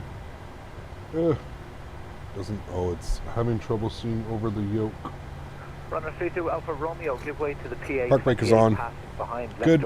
Upstairs, APU bleeds, gens, good. Engine number 2 is off, engine number 1 is off. Is it VATSIM? Hold on. Disconnect from VATSIM. It's not VATSIM because I'm getting terrible FPS anyways. Weird. Vegas V2 is fire, well optimized and looks great. Nice. Very good. Very, very good. Yeah, it's not VATSIM because I'm not getting any better FPS outside or in VATSIM. Huh, weird. Wonder if it's something to do with the terminal. No matter where I look, it's pretty gnarly FPS right now. Make sure you disable the Newell VDGS from the scenery. Did I not have it disabled? I don't even think I have it installed.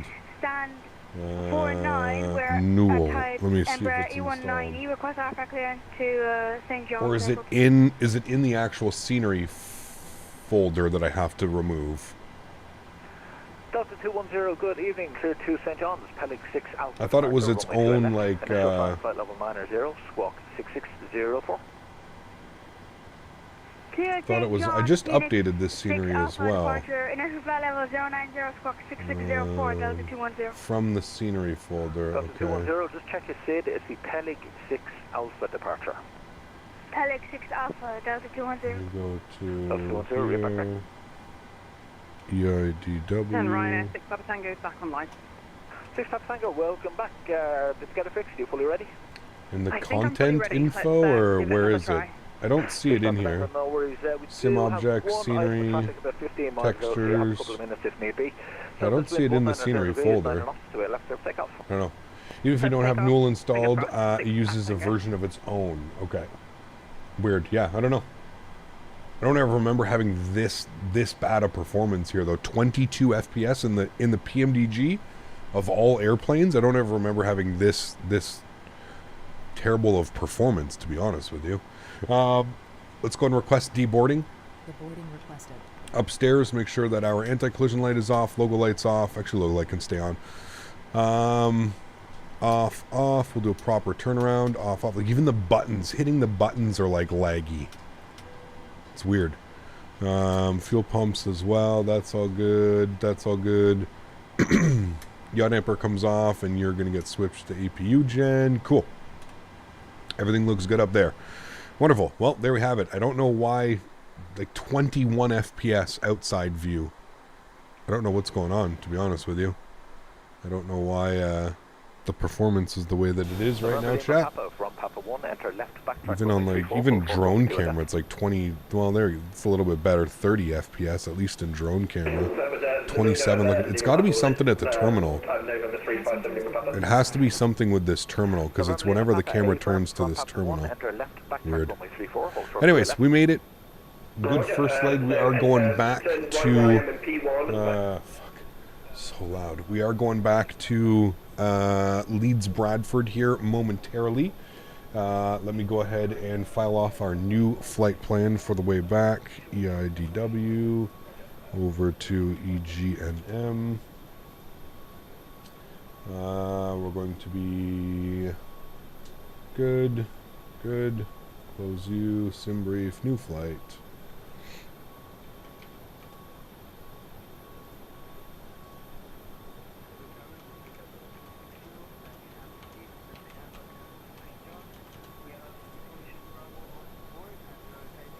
$737-800 economy passengers 179 for the return flight, 2A left for the departure, and we'll put 2A left. I don't know, we might get 2A right for departure, but we'll see. And runway 14 for arrival, so that's good. We'll execute that. Very, very good. We'll go ahead and file off our flight plan. Good.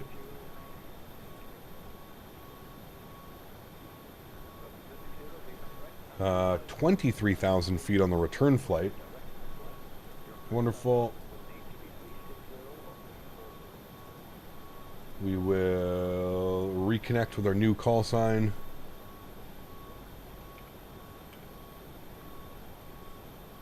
Good. Let me go ahead over here.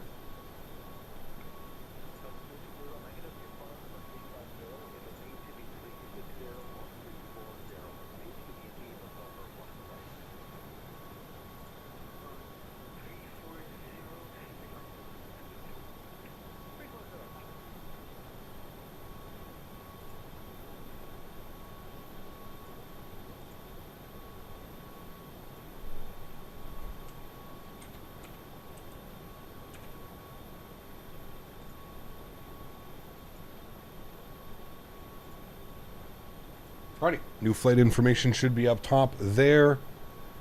Wonderful. Good. We've got our flight plan filed off. Let's jump back inside and let's go ahead and hopefully, dude, I don't know what the hell's going on. 19 FPS. 18 FPS. There's something going on. I don't know what's happened with the airport right now, but there's something going on. I never ever get performance like this. Something must be happening. There's not that many airplanes on the ground either. I don't know why it would be any of that. Okay, cool. Let's go back to the home page and minimize that. We're going to request new data. Ryanair 9 Papa Yankee going from EIDW to EGNM, cost index of 31, so it's got all that information in there. Remove the Newell VDGS from this airport. Yeah, okay, where is it? That's what I was just asking. Like it's not in my community folder. I don't see it in the. I don't actually see it in the. Like I don't see it in the folder. Like this is the folder. Is the CGL content info scenery sim objects. I don't see the Newell VDGS. Like I don't see it anywhere. Like I don't see it in content info. I don't see it in scenery. I don't see it in sim objects. Ah, there it is. Is that it right there? That's what's causing it, isn't it? The Newell VDGS EIDW. That one right there, that needs to get removed. That's why we have such terrible performance. Got you. Okay, now I know. I'll remove that for next time. Got you. Thank you. Yes, I removed his stuff from the Salt Lake City scenery as well, and I got unbelievable performance. I don't know why developers would even bother adding that in. I feel like for the most part, like people that want to use like VDGS, they probably have GSX now, you know, is what I would think. I don't know. It just seems silly that a developer would want to put that in with, like, you literally lose like 15 FPS, 10, 15 FPS using that stuff. It's brutal, like absolutely brutal.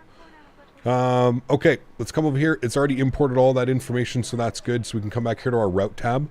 We're going to do our flight plan request We'll ping that. You can see our sim brief route, EIDW back to EGNM. So we'll go ahead and select that. Good. Shows our zero fuel of 61.8, a reserve of 2.8, fuel of 5.6. We're going to be cruising at 23,000 feet. Our cost index is 31, and it's a 172 nautical mile flight. We'll go ahead and set our payload. Good. We'll go ahead and set our fuel. Good. And then we'll go ahead and select route. Give that a second to run through everything that it needs to run through, and then we can go and grab our clearance and kind of plug in all the rest of the information. There we go. Give it a sec. It'll say down here that it's been imported. There's no live stream this evening, unfortunately, Reggie. No, I have a birthday dinner that I have to go to, man. I'm sorry, dude. As much as I would love to stream tonight, we were actually going to do more Ryanair. We were going to do Dublin, Shannon to Cork. I think we're going to save that for Monday. We're going to do that on Monday. Dublin to Shannon to Cork for some more Ryanair ops. Route uplink data, good. We'll go ahead and activate and execute that. I don't know why I'm using my mouse. I literally have a FMC beside me. Good, cool. And that's everything there, and everything looks good. From there, we can go to our departure and arrivals, and what we'll do is we'll grab our ATIS and then grab our clearance out of here. So ATIS is information Charlie, arrival and departing runway 28 left and 28 right, transition level 700 and winds 200 degrees. So maybe what we can do, well, it's fine. We have 28 left. If he wants to give us 28 right, we can do that as well on the same departure. So yeah. Okay, cool. Let's go ahead and turn him up and we'll request our clearance. Delta 260, thanks. Push and start approved. Straight pushback. QNH 991 hectopascals. I have no clue, Miles. I think that could just be the skyline simulation, the way that they're doing their sceneries. I'm not sure. I'd have to look into it. I don't have that bad performance at CVG though, so I don't know what would be causing that, to be honest with you. I think in a few months the PMGG EFB will be Phoenix level. Maybe. We'll see. Maybe. Could be. Yeah. Alright. We have ATIS information, Charlie. Dublin Tower, very good evening again, Ryanair 9, Papa Yankee, information, Charlie, IFR 2, Leeds. Ryanair Papa Yankee, good evening, clear to Leeds, both from 1 Alpha departure, runway 28 left. Initial flying flight level 90, squawk 6661. Cleared into Leeds, Bufu 1 Alpha departure, out of 28 left, initial climb 9,000. Sorry, flight level 90 and 6661 for Ryanair 9 Papa Yankee. Ryanair 9 Papa Yankee, route back track. All right, beautiful. Got our clearance. Everything's looking good. We'll go to our departures. We are going to plan for the Bofu 1 Alpha departure. So we'll find that on the list here. Bofu, it's going to be all the way down. There it is. Bofu 1 Alpha, so the first one here on the list. Beautiful. Out of 28 left, we'll execute that. Good. And then for our arrivals, we are planning for the ILS Zulu runway 14. Actually, I think it's the ILS Zulu. Hold on, let me come over here. Let's go to our charts, and we're gonna go to all of those can be pinned. We don't need this one in there anymore. Star, we don't need that one either, but our approach, no, we don't need that. All right, let's go to search ENGM arrivals. What does it say for the arrivals? Okay, kicks me up to here again. So the arrivals, they need to fix that bug. You can see it basically takes us out directly to like the actual airport, so we don't want that. So we go to approaches. We're going to be on the ILS Zulu or the ILS Yankee. Doesn't really matter. They both seem to be the exact same. I think one of them is for... Anyways, it does show that we have to do like a procedure turn. So we'll see how the aircraft draws this. We may do this. Pretty common approach for Europe is you're going to come in and you do a procedure turn back and down and in. So let's plan for that one. We'll go with the... I guess we'll just go with the Zulu because it's on top. Then the standard instrument departure that we're looking, we're going to go back here to... I think that's all that we need for that one. We can pin the approach as well, but and then we'll go to our arrival airport, departure airport, good, standard instrument departure. We were on the Bofu 1. Nope, crew is staying on board. The Bofu 1 Alpha. So we need to find that on here. There's the 1 Echo. You would think it would be in, it's right here. There's the Bofu one. Pin that one. Okay. So there's a departure. It's going to be a right turn out to Bofum. All of that looks good. Jonathan, thanks so much, man, for 31 months. Appreciate you, dude. Says, sup, Cap? How's it going? Got COVID, but watching you. Hey, man. Feel better soon, dude. I feel like we've all had it. I feel like I had it a couple weeks ago when I got back from California. I didn't have any test kits anymore, so who knows at this point. Okay, we're good with GSX. We can actually restart it says deboarding complete, so we're going to reload SimBrief. Good. Knows that we're doing the return flight, and then we'll go ahead and request boarding. Boarding requested. And there we go. Boarding has now been requested. Beautiful. So if we go to pinned charts, we should have our airports, which we have the same. We should have our standard instrument departure, which is the Bofum 1 Alpha departure. Should have our star, which is the arrival. The ILS Zulu localizer DME good, and then reference for that is all good there as well. Beautiful. Cool. That is all set. That is all done. So again, we were going to plan for the ILS Zulu runway 14 and the transition to LBA 1. So I'm actually going to pop this open. I'm going to go flights. I'm going to go unload. I'm going to go unload, import, SimBrief, yes. And then what I'm going to do is go to EGNM, go to procedures, go to approaches, the ILS Zulu with the LBA transition. So you can see that's what it is right there. So the LBA 1 is that transition, which we want to do. So we'll go ahead and select that. So we'll pin that and we'll execute that. Good, cool. That should be done if we go through our, should take us to poll and then like that, and that should be good. We'll have a look. Actually, what we'll do is we'll go to, oh my God, the FPS, dude. We'll go through like this and we'll step through it just to make sure that it all makes sense. That does not make sense. Hold on. There's something weird that's going on there. So from Mallard to wall to pole. All right, let's bring this out. Okay, no, that does make sense. And then from pole, we make the left turn. And it goes out to there and down and in. Okay, yep, that's exactly what it should be doing. Should be doing, because that's got the procedural turn on it as well.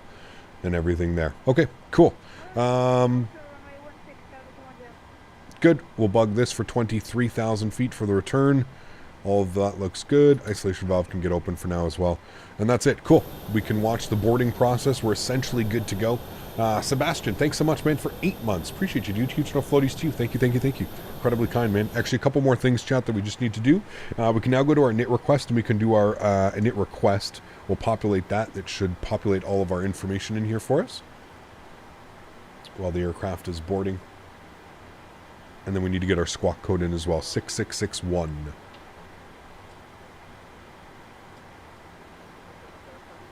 All right, uplink ready. We'll load.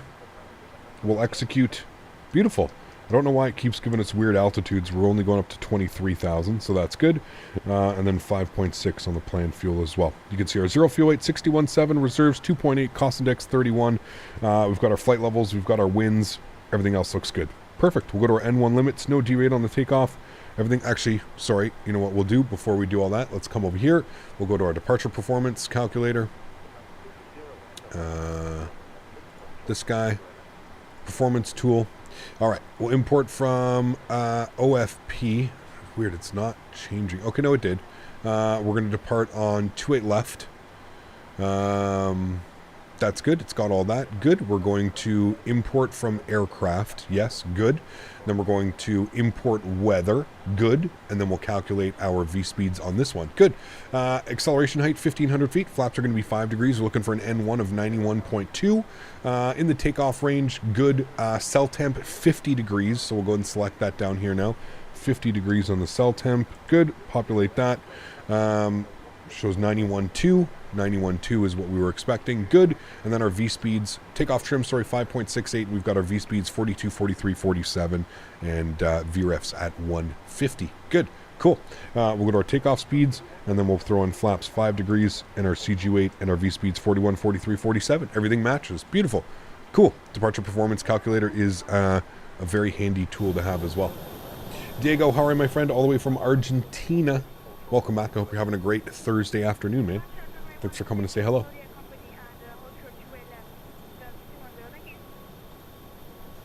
Alrighty, cool. Not a bad turnaround, pretty quick chat.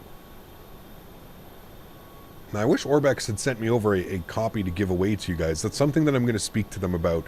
If we're going to be doing like these airport showcases and stuff for them, I'd really love for them to be able to provide a copy or two for the community, for you guys watching. So bear with me. I'll reach out to Orbx this evening after stream, and what I'll do is I'll see if maybe on the weekend they can provide me with a copy or two of Leeds Bradford to give away to you guys, as we're going to be doing more ops out of there this weekend. Again, doing some Jet 2, Saturday, Sunday Jet 2 ops. So that'll be fun. Speaking of which, while we're doing this, I wanted to go into here and I wanted to go to my control options, because again, I feel like my rudder pedals are way too sensitive with this aircraft. And it's only this aircraft, which is a little bit weird. Pendular rudder system, and it makes me, I may have to create, what I think I'm going to do is I'm going to, like, what are my sensitivities on this? Yeah, see, the reactivity's at 100%. No, the reactivity's at 35%. Which I think I'm going to bring these down too, because they're a little bit too reactive. But I'm wondering if I have to put it to, I'm wondering if I have to go like minus 35 on either end to kind of make it, because I feel like it's just too much. Maybe if I put the reactivity down to like 25%, something like that. I don't know. We'll see. My FPS is terrible, but it's because I left the Newell VDGS thing installed. I probably should have done a new profile, but that's fine. It should be good for all my other planes. Yeah, performance is pretty bad because I have the Newell VDGS. I didn't know that they had it installed with this airport scenery, so I have to go and remove that. Can you show the latest graphic settings in your Discord? It's old. I have not changed them, Critique. They are the exact same, my friend. I've never changed my Microsoft settings. High-end preset, clouds ultra, trees low. That's it. Yep. Ken, what's up, my friend? Just want to stop in and smash down the thumbs up. Going axe throwing, so I can't stick around. Damn, that sounds like a wonderful day, man. Huge no floaties to you. Thank you. And remember, guys, if you haven't done so, don't forget to smash down that thumbs up button. Show some love to the channel. I know that there's a ton of other streams. I've been getting crazy. I think V1 streaming right now. I think Q8 Pilot is streaming right now as well. So we got a lot of streams going on right now, and that's just on the YouTube side of things. So a lot of stuff going on. What's V1 in? V1's in the PC12. Ah, the new PC12. Got you. Very cool. And then Q8 Pilot, I think, is having his 80,000 subscriber special as well. So busy day over on YouTube, man. I saw my phone going off with notifications.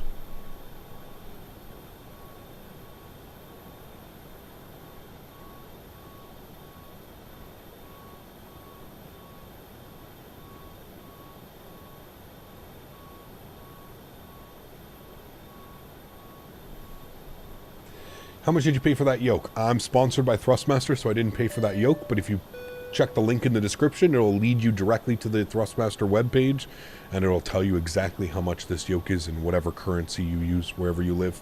Hecap EGM is my local. I had to come see Chris. Good to see you, man. Thanks for 7 months. Appreciate you, dude. It is some pretty gnarly weather there today. I said, of course, it's fitting for a Captain Canada preview stream, and we just get the worst, the worst weather possible, man. Thank you. Appreciate you, man. Thanks for these 7 months of support. Glad to finally have V2 out. We're going to be doing all kinds of ops. Like I said, we're going to be flying in and out. Saturday, we're going to be going down to Malaga, and then on the way on Sunday, we're going to do the return flight as well, Jet 2. So Jet 2 ops this weekend. That'll be fun. I'm very much looking forward to it.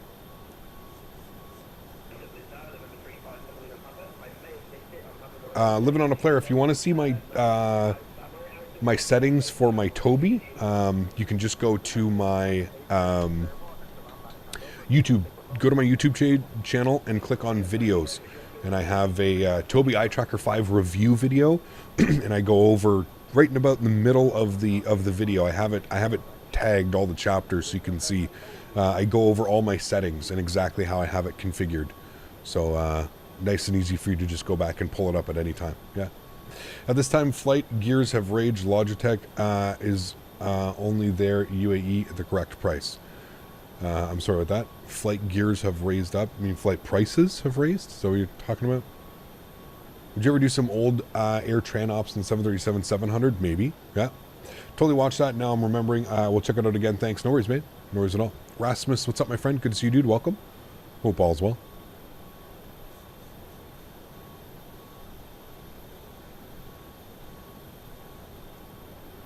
Do you think any good planes will be waiting for released in Q1 of 2024? The Synaptic A220. I feel like we got to be getting close with that aircraft, man.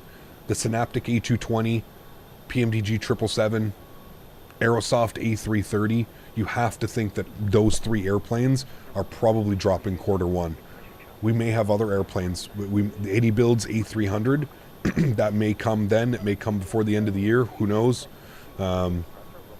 There's a lot, man. There's a ton. It's pretty crazy. I feel like a couple more months and we're just going to have a plethora of airplanes to fly, man. I really hope we're there. Yeah. TFDI MD-11. Yep, there's another good one. Exactly. I always forget about, like I said, man, there's so many that are like on the cusp of releasing that I tend to forget. You know what I mean? Okay, cool. We're good. We're fully boarded. APU is on, so we'll just go ahead and seat down the passengers. We'll get our anti-collision light on. We'll go and get the hydraulic pumps back on. We'll get the fuel pumps back on. We'll flip this over to, actually, no, we'll leave that there. Everything else looks good upstairs. That all looks good. 23,000 is in. That looks great. Cool. We're going to go to GSX. We're going to prepare for pushback and departure. And then we'll call up the tower, and we'll let him know that we're ready for push and start. Only thing we need to do is just get our squawk code in now. Squawk code was 6661. 66661, and that is on and reporting. Beautiful. And then we'll request a push and start from stand 125. Dublin Tower, once again, Ryanair 9 Papa Yankee. Good evening. Push and start from stand 125, please. Ryanair 9 Papa Yankee on request. Call you back shortly. Thank you. All right, 9,000 feet for us today on the altitude. Initial climb, flight level 90. Good. And I think we're good. We have the aircraft behind us. I didn't even see him. We've got the Jet 2 A321 right behind us. This looks good. X-Plane will be pronounced dead after these planes come out. I don't think so, man. Like I said, dude, I think that there's always going to be a market for X-Plane no matter what. Now, whether we start seeing, you know, other than the projects that are announced right now, I haven't really been paying attention, so I can't really speak. I don't know if there's anything new that's been announced. I know that there's a few projects in development. You've obviously got the, Flight Factor with the 777. You've got Flight Factor with their 787. I know that the same guy that made the TBM and the CL550 or the CL250, whichever one it is. Facing east? No, we're definitely going to be facing west. Release parking brakes, please. So there are some aircraft in development for X-Plane. I don't think X-Plane's going anywhere, man. I think it's going to be around for a while.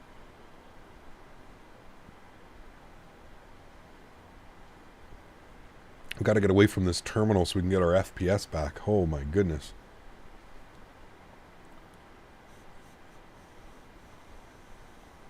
Dublin Tower, Gen 3 Foxtrot Romeo, ready to taxi 28 laps with a Charlie.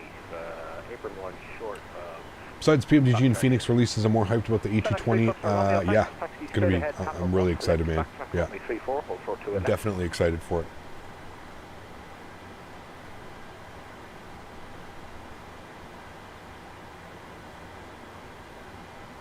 X-Plane will always be a viable simulator, man. I think what you're seeing, though, is I think there's just a lot of people are kind of, you know, a lot of people are moving the, you know, their expectations. Microsoft has changed people's expectations, man. I don't think that's a bad thing, but push start is approved. 901 hectopascals for Ryanair 9 popping in. All right, park brakes off. All engines clear. Good. Upstairs. And all stations, new airborne frequency after departure of Dublin approach 121.1. 121.1, we'll plug that in as well. Good. Engine number 2 over to ground. Oops, usually helps as well if you turn off the packs. Good. 121.1 for departure, chat. Got that bugged up. Beautiful. Engine number 2 is spooling. Can audibly hear it as well. Looking for 25%. N2.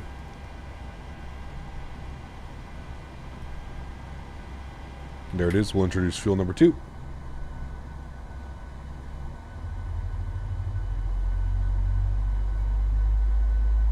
Anthony, what's up, man? Good to see you, dude. Welcome back. Hope you're doing well.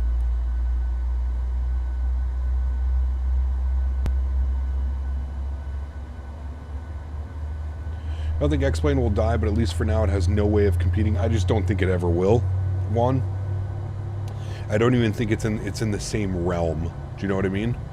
I was trying to think of like a comparison, you know, like it's like, you know, it's just not even close, man. It's not even close, you know. It's like taking a franchise restaurant and then comparing it to like a mom and pop restaurant. You know what I mean? It's just not, yeah, it's just not doable. Park brakes on. We have a good engine start. Good. You can disconnect. Engine number 1 over to ground. Start valve open. N2 percentage rising. Of course, there'll always be a place for X-Plane the same way that there is still one for FS24. 2004. Exactly. Yeah. Is the Anybuild's A320 still there? Mine is gone. Nope. They've removed it. It's gone for now. It will be back, but it's gone for now. Introduce fuel number 1. Unlocking gear. It's crazy that these little things here, the VDGS systems, are what causing like over a 15 FPS loss, 10 to 15 FPS loss. That's what boggles my mind. There's this many things can cause so many. Yeah. Bypass pin removed. It's wild. Left is clear. Right is clear. All right, we should have 2 good engines. There's engine start switch number 1. Good. Engine generators 1 and 2. Packs to auto. Isolation valve auto. Engine bleed is off. APU bleed is off. Start switches are continuous. Go and get our probe heats on. Get the yaw damper on. Flip you over to Gen 1. Everything else looks good here. There we go. And let's go ahead and set flaps 5 degrees. Beautiful. Looking for a takeoff trim of 568.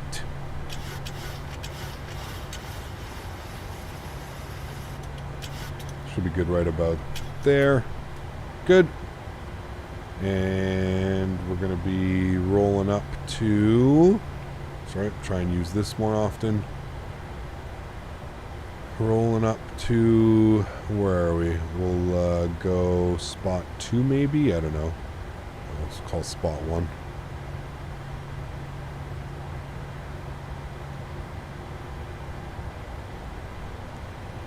Right, auto brake over to RTO. Flight directors resynced. Good. 9,000 feet initially, 41, 43, 47 on the V speeds. 47, good. We are departing 28. So we'll bug up runway 28 in case we need to go runway heading. Be good pilots. Good. We'll go VNAV. We'll go LNAV. And taxi light can come on. Park brakes off. Beautiful. We'll pull ourselves forward. Mark, what's up, my man? Good to see you, dude. Did you hear that Fly Tampa Vegas was updated? Yes, correct. Yeah, apparently they've added the sphere. I don't know if it's like animated and stuff. Hopefully it is. Probably is, knowing Fly Tampa.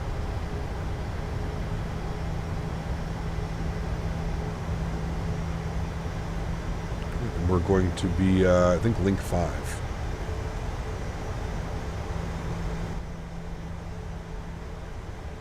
How are my rudder pedals? Yeah, see, that feels a lot better. It doesn't feel so twitchy. Yeah, I could probably even actually bring them down a little bit. But that actually feels good. It does feel good. We have more ATC coming on now? Oh, ground 121.8. Alright. We'll go over to ground. Let them know Link 5.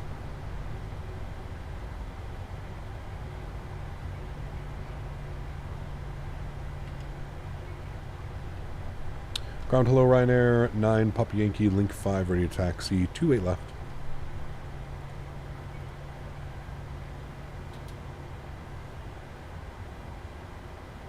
Do you use your rudder pedals for taxiing and joystick on the tiller? When I'm flying Airbus, yes. When I fly Boeing, I use both rudder and nose wheel on my rudders. Yeah. It is animated. Very cool. Yeah, I'll have to update. We'll definitely plan some Vegas ops next week when we're back in North America.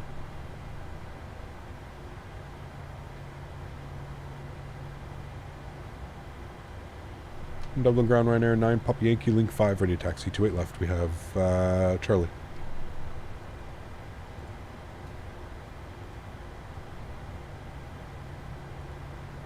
What's up, Cap? Just came back from a meeting. Good to see you, Pratouche. Welcome back, mate. Hope all's well. We're getting ready for a departure out of Dublin, Ireland.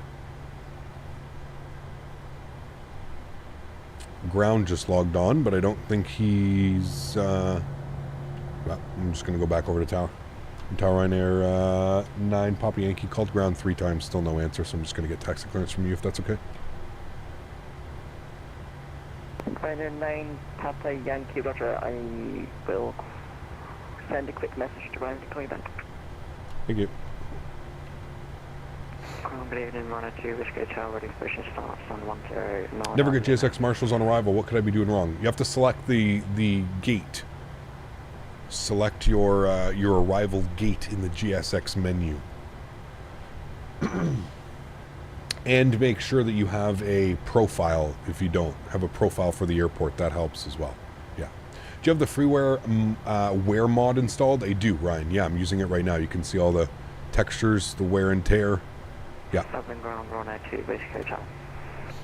Runner 2, Whiskey Hotel, apologies, didn't have the audio set up there properly. Push and start is approved, space west, QNH Commander.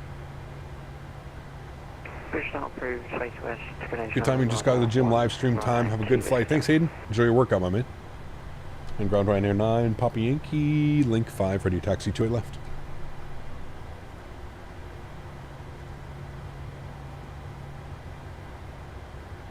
Do you like nighttime flights? They're okay. I prefer during the day when I actually can see the, see the visuals and stuff.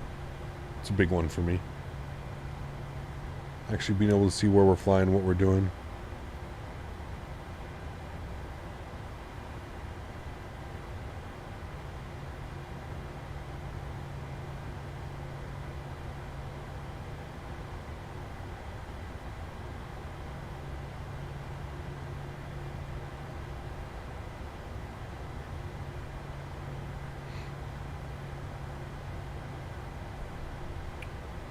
Ground Ryanair 9, Papa Yankee, Link 5, ready to taxi, 28 left.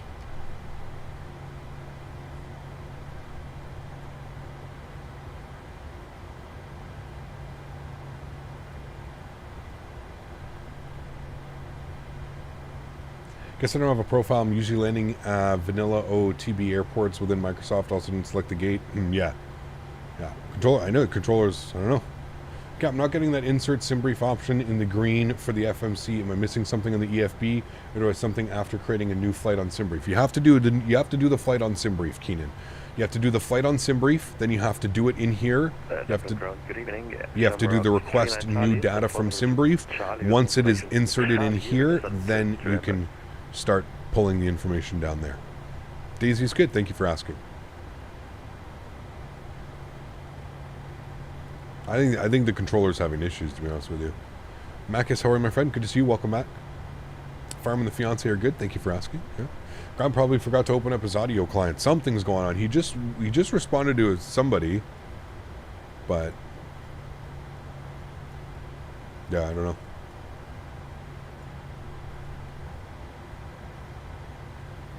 You heading to Oslo? No. EGNM, not ENGM. Yeah. No, it's not issues with me. We've been talking to the other controllers, no problem. It's definitely something going on.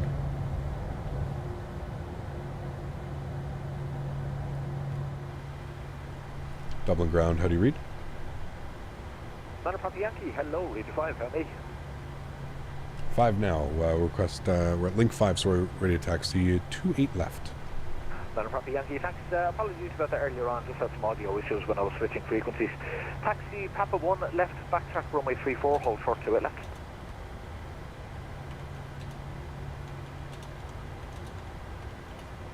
Right, left on to Papa 1, we'll backtrack 3-4, hold short 28 left. Ryanair 9 Papa Yankee, no worries about the issues.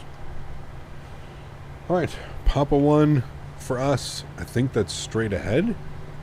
Yeah, Papa 1 onto the runway, back taxi all the way down the runway, hold short runway 28 left, which is right here. Because they kind of use this runway for a taxiway. So that makes sense. We shall do that. Good. And just to confirm, taxi lights are on, everything's looking good. Cool. Request taxi 28 right.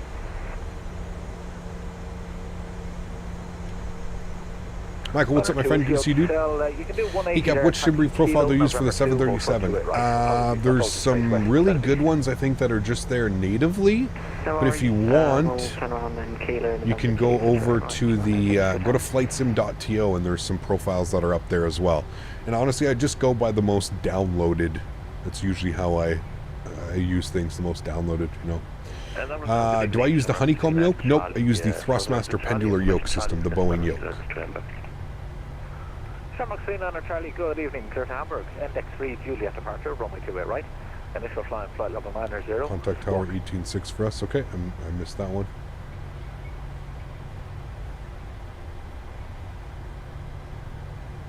I do hope EGNM from Aerosoft will be out soon. Don't we already have like a... Isn't it already out? I think it is. I know that we have tons of options for it. So it's a little bit better. I still wish it just still wasn't a little bit so touchy. I'm going to have to really tweak with that, I think, a little bit.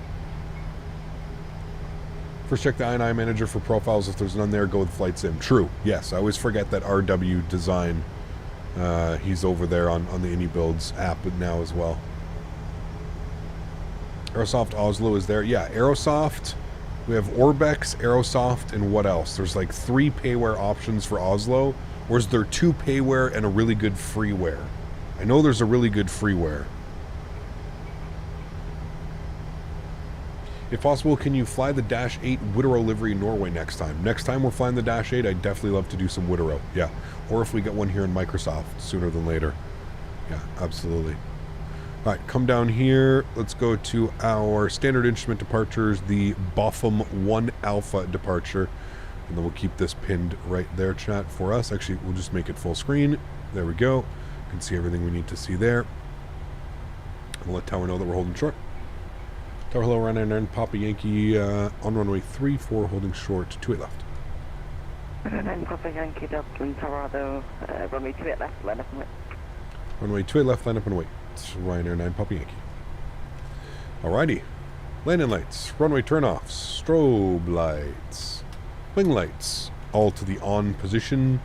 Flaps and trims are set. Auto brake is set as well. We are looking good. Karl 102, Whiskey Hotel, November 2, ready for takeoff. AnyBuilds is working on Dubai. They are, yeah. And they have another one announced, another project announced that they haven't like fully announced what it is yet, but it's their next project after. Line up to Whiskey Hotel, Dublin, Toronto, runway 28 right, line up and wait.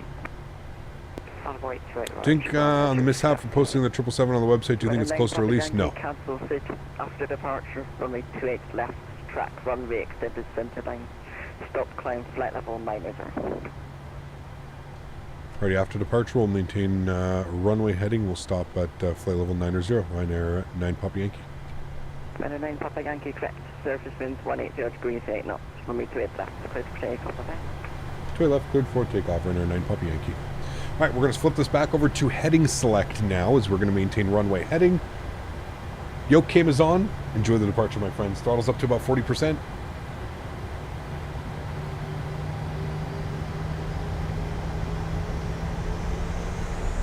Beautiful. Chrono's on. And toga.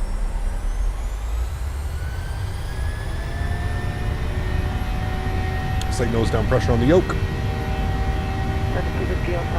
Takeoff power is set. Thank you.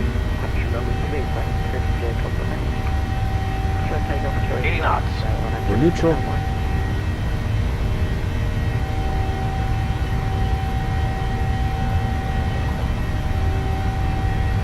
Into wind. V1, rotate. Rotate. Positive rate of climb. Very good for correction. Gear up.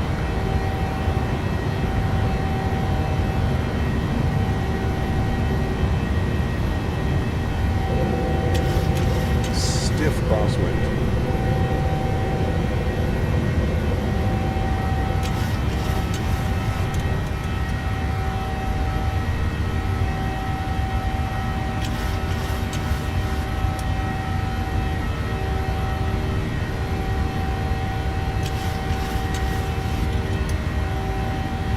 I think you switch by yourself.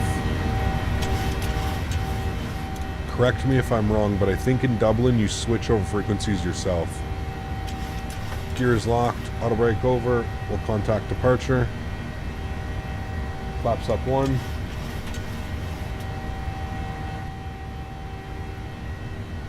Dublin approach low, Ryanair 9 Papa, Yankee 3,000 feet, climbing flight level 90, runway heading. Ryanair 9 Papa Yankee, Dublin approach identified, turn left heading 12, correction, turn left heading 130 degrees, climb flight level 90. Left turn 130 degrees, will climb flight level 90, Ryanair 9 Papa Yankee. Alright, flaps clean. Left turn, and we'll continue the climb. It's odd. I'm wondering if for traffic they're just kind of separating us. They're going to send some people off to the left, some people off to the right. Dublin runner 2 Whiskey Hotel Dixon to Juliet Martin 2000 feet. Ryanair 2 Whiskey Hotel Dublin approach identified, turn right heading 040 degrees, climb flight level 230.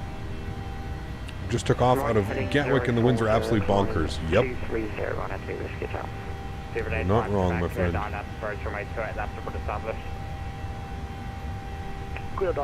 Alright, 5,000 feet, standard barometric pressure. Ryanair 9 Papa Yankee, turn left heading 090 degrees.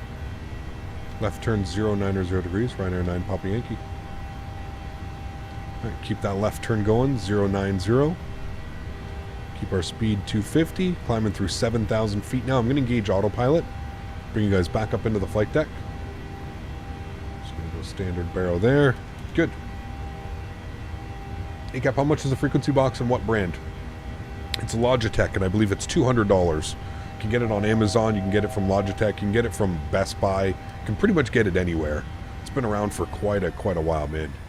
I have 2 of them. This is my second one. I had one, but I don't know, 5, 6, 7 years ago, somebody spilt a drink on it. Like, the dials were all weird. Are the packs on? Yes, I'm not killing us this time. Very rarely do I forget the packs. Very rarely. Right, there we have it. Down a moment, 8.6. Thanks very much. Keep ready. 5 quick. There's Dublin. Beautiful. Alex, what's up, man? Yankee, climb flight level 230. Climb 230, Ryanair 9 Papa Yankee. Right, altitude intervene, 230. Good. Climbing. What do you think of the new sim update? It's good. Haven't had any issues. I like the new sky colors. Sunset, sunrise. Looks nice. Yeah.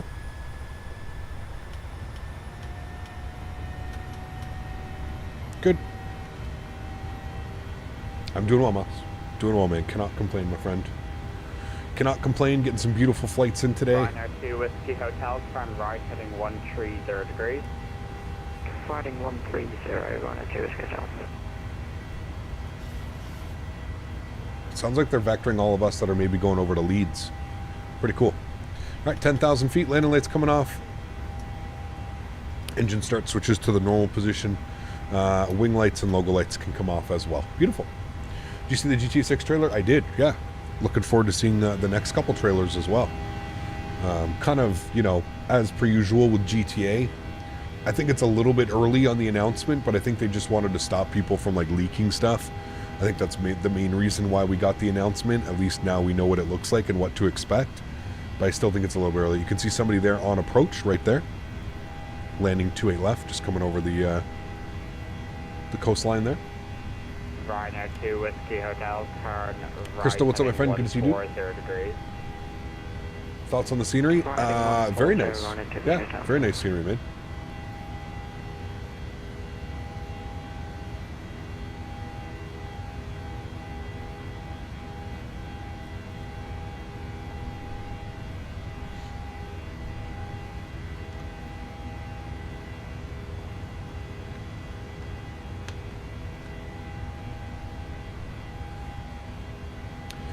In the sim update saying icing representation is improved. Any sign of icing on your flights today? Honestly, man, I've had the icing turned off for quite a while now, man. It wasn't very realistic. You would basically flying through any cloud, you would ice up. Any cloud, you're icing up. So I've had it turned off for quite a while now. I don't even know if I've turned it back on since. I don't think so. Yarny, take care, man. Thanks for being here. Appreciate you, dude. What is the best CPH EHCK scenery for Microsoft? Copenhagen, I think, is CPH, right? That's going to be Fly Tampa. Or am I thinking of a different airport? Or is CPH EHCK the same airport? I don't know which airport that is, if that's the case. What do you think will come first? Aerosoft 330 or FSS Custom FMC and VNAV? Probably Aerosoft 330. Yeah. Is Aerosoft still working on Oslo? I think it's already been released, Will, as we've already spoken about before when you mentioned it. I'm pretty sure that you've got... Ryanair, Papa Yankee, turn left, heading 080 degrees. Left turn 080 degrees, Ryanair, 9 Papa Yankee. I'm pretty sure it's already released. CPH is Copenhagen. EHCK is the iCow. EKCH. EKCH is Copenhagen. Isn't it? EKCH? Yeah, I think it's EKCH. That's why I was very confused. Yes, Fly Tampa Copenhagen. Fly Tampa Copenhagen is the... Ryanair, Papa Yankee, resume on navigation direct to Backox. Resume on navigation direct to Backox for Ryanair 9 Papa, I think. Thanks. Ryanair 2 Whiskey Hotel, resume Good. on navigation direct to Dexon. Thanks for that. We're direct Backox. We're going to go LNAV. No worries, Ryanair 2 Whiskey Hotel. There it goes. Beautiful. Fun fact, I have a snail that came from Ireland with my girlfriend's sand shell collection. It's still alive and has offspring now. No, it wasn't intentional. Nice, that's awesome, man. See, there you go. Sometimes it's just meant to be, right? Being to grab a PMDG is just real-world ops matching the main difference between the 800 and the 900? Correct, yeah. You could get the 600, you could call it a 700, you could get the 700 and call it an 800. Yeah, you could do whatever you'd like, really, to be honest with you. Dublin approach identified, clear direct to NDEC, climb, flight level 230. You could do whatever you would like, to be honest. NDEC 230, Shamrock 300 Charlie. Just couldn't find Ren's version store anywhere. I'm guessing I'm missing it. Which ones? Yeah, I don't know. I don't know, Will. It might be under a different name, but I'm pretty sure Aerosoft put theirs out already, and so did Orbx, and there's a couple others. Like I said, there's a couple different options for Oslo now. There's a great freeware one as well. So I don't know.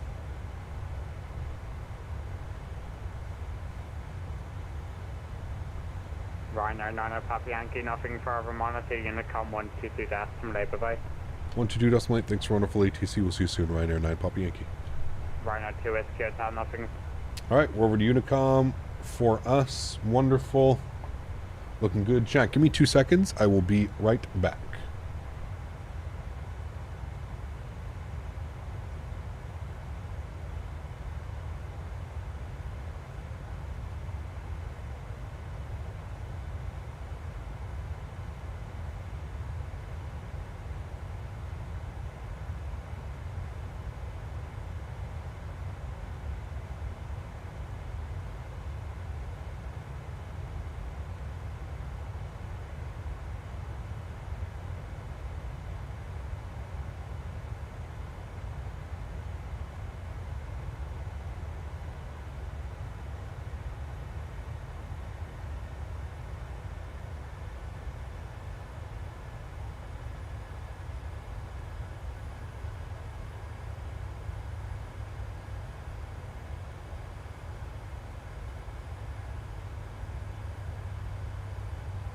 Alrighty. How can I get some good quality free aircrafts? I'm new to the sim. If you're new to the sim, you can download the AnyBuilds A300 from the Microsoft Marketplace. Fantastic freeware aircraft. They also have a 320 Neo that's coming soon. There's also the fly-by-wire. If you go to the just fly-by-wire, all one word, fly-by-wire. They have an awesome A320 Neo mod that takes the default A320 and makes it quite a bit better. So yeah. Does anyone know any good X-Plane devs? There's quite a few.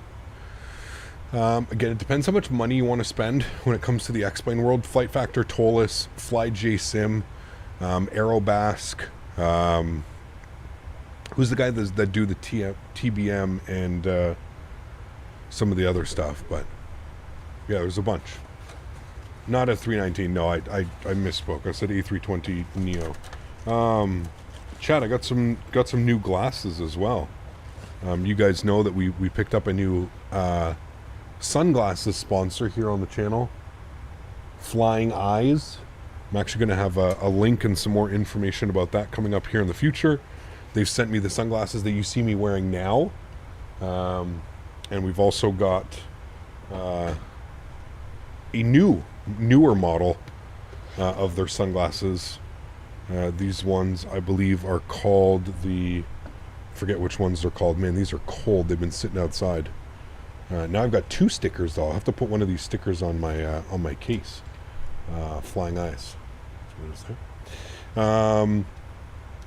Really comfortable. And I'm going to show you, now that I've got 2 pairs, I can kind of go over and show you just exactly what's so fantastic about them. And these ones are actually, so the ones that sent me now are actually meant for a little bit of a wider face, like I have, a wider head. So these are super interesting with these ones.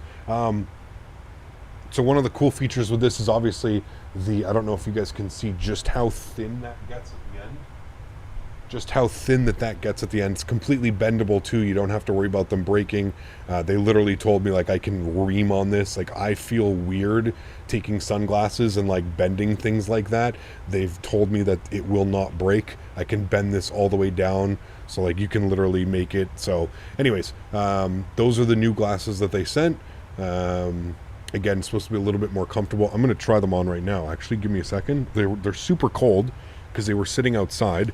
I'm just comparing them with the, okay, they're definitely a much wider view than the ones that I have now. Wow. Okay. Yeah. Those actually fit really nice. Those are really comfortable as well. Damn. Okay. I like that. Super comfortable, actually. Gonna kind of fix that like that. Cool. Here we go. Give me a second, chat. It's got adjustable, it's completely adjustable as well. How they sit on your face. I really like that. That's comfortable. Cool. Yeah, there we go. Those are the new shades on. So those are the old ones that I was wearing. And again, all the same. You can bend them. You can do whatever you want. Actual glass frames, not plastic frames.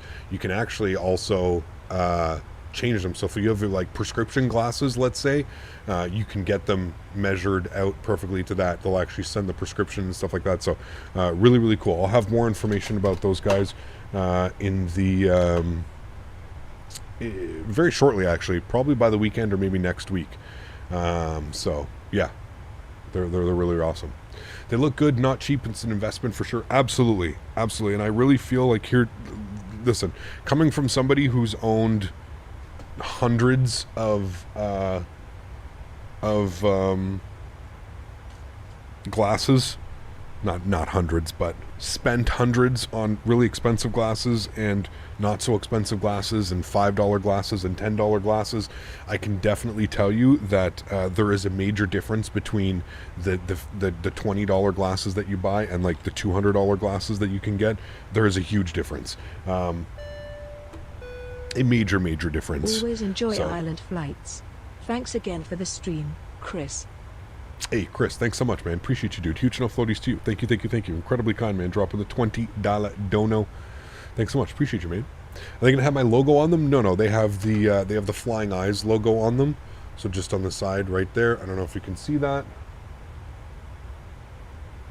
It's got the Flying Eyes logo. It's like an eagle. They're an American company, made in Texas, actually.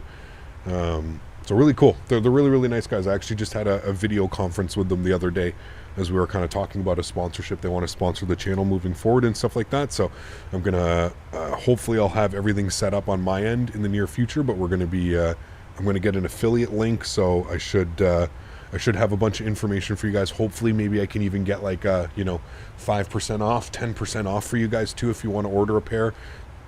Maybe, we'll see. I'll have to speak with them about something like that, but that's something that we can, I can definitely mention. We can definitely speak about. So, cool. Descents in 21 nautical miles. We're looking good. What we're going to do now is we're going to forecast our descent, chat. So we'll request our descent winds, and then we'll also get our weather pulled up here. We'll see what things are looking like in Leeds, Bradford. How much do they cost? I think they're about $200, $250. Again, I'll get all that information for you. I just don't want to, I don't want to give you a price and that not be the price, but I think they're between $200 and $250. It is an investment. Like I said, they're going to be your, they're not going to be your cheap, $20 glasses, which if that's what you want to use, that's fine. But like I said, I think you'll get to a point where like having a nice pair of sunglasses it's a world of a difference. And I'm telling you right now, as somebody who wears a headset all the time when streaming, and I've said this before, man, I finish streams and right here, like right at that point where my sunglasses meet my hat and my headset sits on, like it would hurt to the point where I would be getting headaches sometimes. So this is completely, with how thin these get at the end, it's almost impossible. You barely feel them, and that's what is incredible. I told them that it's such a smart design, and I'm surprised that more sunglasses don't kind of try and do something like that, because it's just so, the way that it fits on, it's incredible. Yeah, it's absolutely incredible. Great under motorcycle helmets too. See, there you go. Yeah. Flite 001, thanks so much for your support, man. Appreciate you, dude. Huge no floaties to you. Thank you very, very much for supporting the streams for 12 months, 1 year. Says, hello, Cap. It's been a while since I was here. It has been. Good to see you back. Hope all is well, dude. 8.5 miles till top of drop. Let's reset this now. What's the weather saying here as well? Winds are showing 140, 13 knots, 2,000, rain, broken, scattered, 200, broken, 300. Chat, this one's going to be one of those we're taking over last second and landing the airplane. This is going to be spicy, like real spicy, chat. Let's see what we can take this down to. Oh, sorry, I always forget. I've been trying to use these charts more now that we're now that we have access to them, and it's a nice big readable tablet. I'm trying to do this more often. So the arrival, you can see we're coming in here, and then we're taking it directly to there. It doesn't really give us any altitudes or anything like that, so I'm just going to go based off of here. 4,000 feet initially on the descent, and then we'll plan from there. So we'll go 4,000 feet on the descent. Beautiful, cool. We did the Phoenix Autoland. What about PMGG? There's no Autoland at this air. Well, there is, but not the runway. There's no Autoland on the runway that we're selecting. So we'll see. We'll see what it's like. Hopefully we have it by minimums. If we don't have it by minimums, we may have to do I don't know, man. We may have to divert to a different airport. What's our alternate airport? Probably should have checked this before the flight, just considering the weather. Alternate airport is EGPK. What is the weather showing there? Let's see what the weather's doing in EGPK. We'll see. Right, we've started our descent. Let's also grab some information here. 1109 on the frequencies. 1109. And we'll flip that over. Good. 1109. Flip that over. Good. Front course was... Who's our front course? Front course was 138. What are you bitching about? Off-schedule descent. Definitely shouldn't be. I don't know why we're getting weird warnings. It's fine.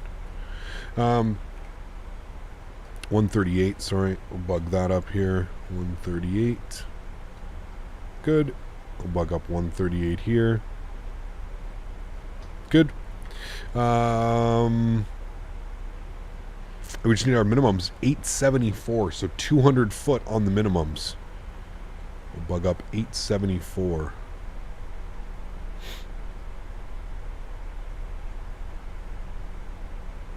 All right, 874 is set. We're looking good. Cool. Just looked it up. It's Glasgow, Scotland. Okay. I don't know. Did we get a METAR report? It was weird. I don't know if it pulled one for me.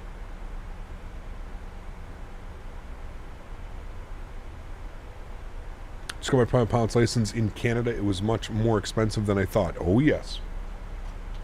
Oh, yes, my friend.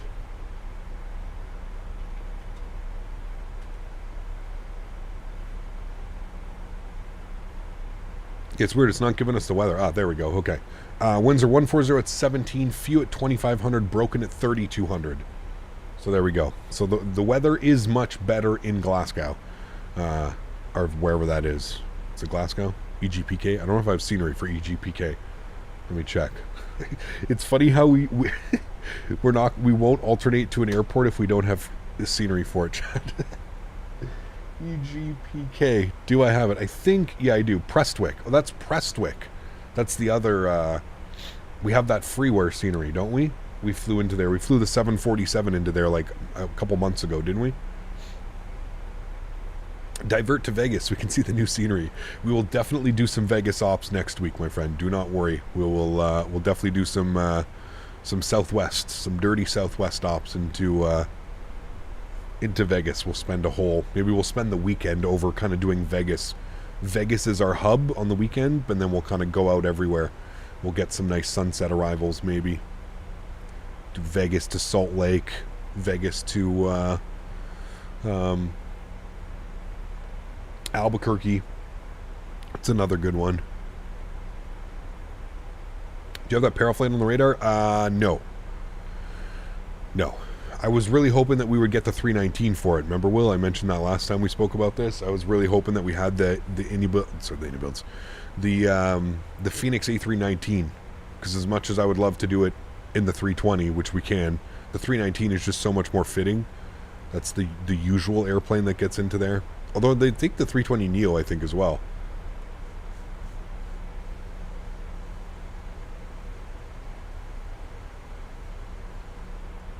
Very cool, Seb. We'll see. Yeah, we'll see what the aircraft does. Captain, do you fly on VATSIM? I'm flying on VATSIM right now, my friend. Yep. We're on VATSIM. I would say we're on VATSIM 99% of the time. Yeah. Why wasn't 3-4 the active runway at Dublin? Would have been much easier because it's single runway, Thomas. It makes it difficult, the intercepting runways. Yeah. Do a blinker? Oh boy. No. Not with this one. I'll cough my face off.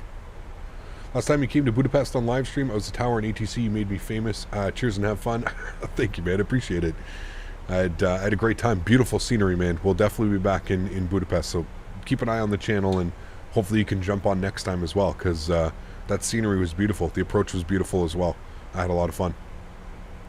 Hiccup, just got the Horizon Simulation 787-900. When I land in the cockpit is empty. When you load in and the cockpit is empty, any help or tips you can give me? So in order to get the Horizon Sim, you have to have the default 787 installed. If you have the default 787 installed, make sure you don't have any other mods like the Heavy Division mod or any of the other mods that used to be available for the 787. But keep in mind, you have to have the default 787. Hey, Jordan, yo, thanks so much for the 3 bones, man. Appreciate you. Huge no floaties, man. Thank you, thank you, thank you. Incredibly kind. Appreciate the continued support, my friend. Thank you, dude. Ominously descending into this layer of clouds down here, chat. We're in the PMGG today. We are in the PMGG. Yep, PMGG 800 Ryanair ops descending back into Leeds, Bradford, man.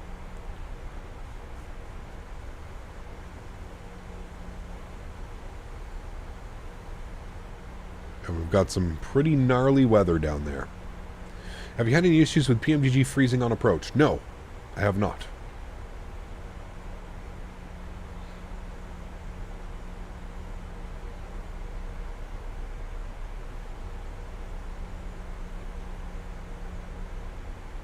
All right, we're going to go auto brake 3. Ground spoiler armed. Green light. And I think that's about it.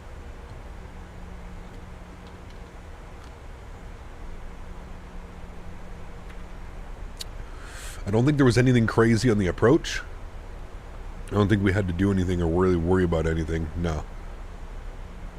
We're coming into Pole Hill right now, and then from Pole Hill we proceed direct to the airport, LBA, Leeds Bradford VOR. And then from there we make our procedural turn. So if we go to our approach and we look here, this is the exact approach that we're doing. So we're flying directly in from Pole. There's the Leeds Bradford VOR, and then from there we're going to go on a backtrack procedural turn. And if we look down here at the aircraft, you can see that is exactly what we're doing. There's the Pole Hill VOR, down and around for the procedural turn. A lot of North American flyers would be confused looking at this. This is a very common approach here in Europe. Very common approach. Takes some getting used to because it is a little bit weird. Yeah. Just got 100% hang of the E320, but I want to learn other aircraft. Which do you think I should learn next? 737, man. This is a great option. If you're on Xbox, you can also fly this on Xbox.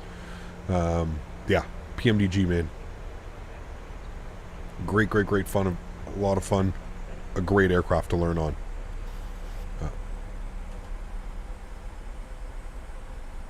Here we go, chat. Into the soup, and it's going to be this till probably down to minimums. It's raining and scattered and broken clouds at 200 feet. It's going to be a real interesting one today. Had to have a little bit of fun. Give us a nice crosswind challenge in Dublin, and then now they give us the nice weather into Leeds. All right, we're coming up on 10,000 feet. Landing lights, start switches, wing lights, logo lights, good. And we'll get a recording of this arrival as well, chat. So it's gnarly weather, it'll be fun. It will be a good one.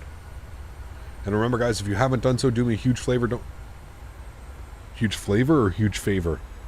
Okay, do both, chat. Give me flavors and favors, and smash down that thumbs up button for me if you haven't done so already. Thank you to everybody who already has smashed down that thumbs up button. A lot of support today, guys, so thank you all very much for supporting the streams. You guys are absolutely awesome. All right, there's a Pole Hill VOR. We're now proceeding direct to the Leeds Bradford VOR. Good. Perfect weather for Ryanair. Smash. That's what we want, right? When the fly-by-wire 380 comes out, do you think you'll be flying it? Also, the Peter Hager 380 is a good starter plane. No, it's not. Terror. The Peter Hager 380 is probably one of the worst add-ons I think possibly ever conceived or developed. It is that bad. So yeah. Engine anti-ice plus 4 degrees. I would agree with you, sir.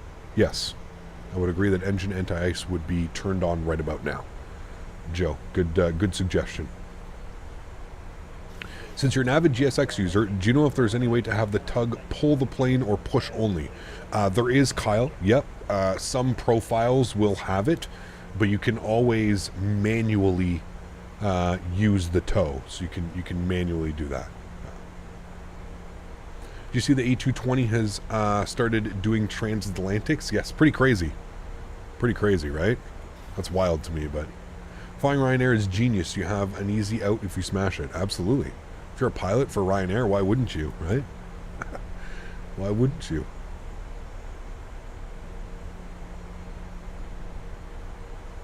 Yeah, you can like manually work how GSX works, Kyle. You can like manually do your own pushback and stuff. Hitting the tops of these clouds. Do you have any suggestions for people considering to being a flight sim streamer? And if I do become one, how do I bring interest to the channel? I mean, half of it's going to be you as a content creator, and then the half of it is going to be like how you fly, right? I feel like a lot of people, you know, like it's I think a lot of it has to do with the person who's flying as well in the content creator.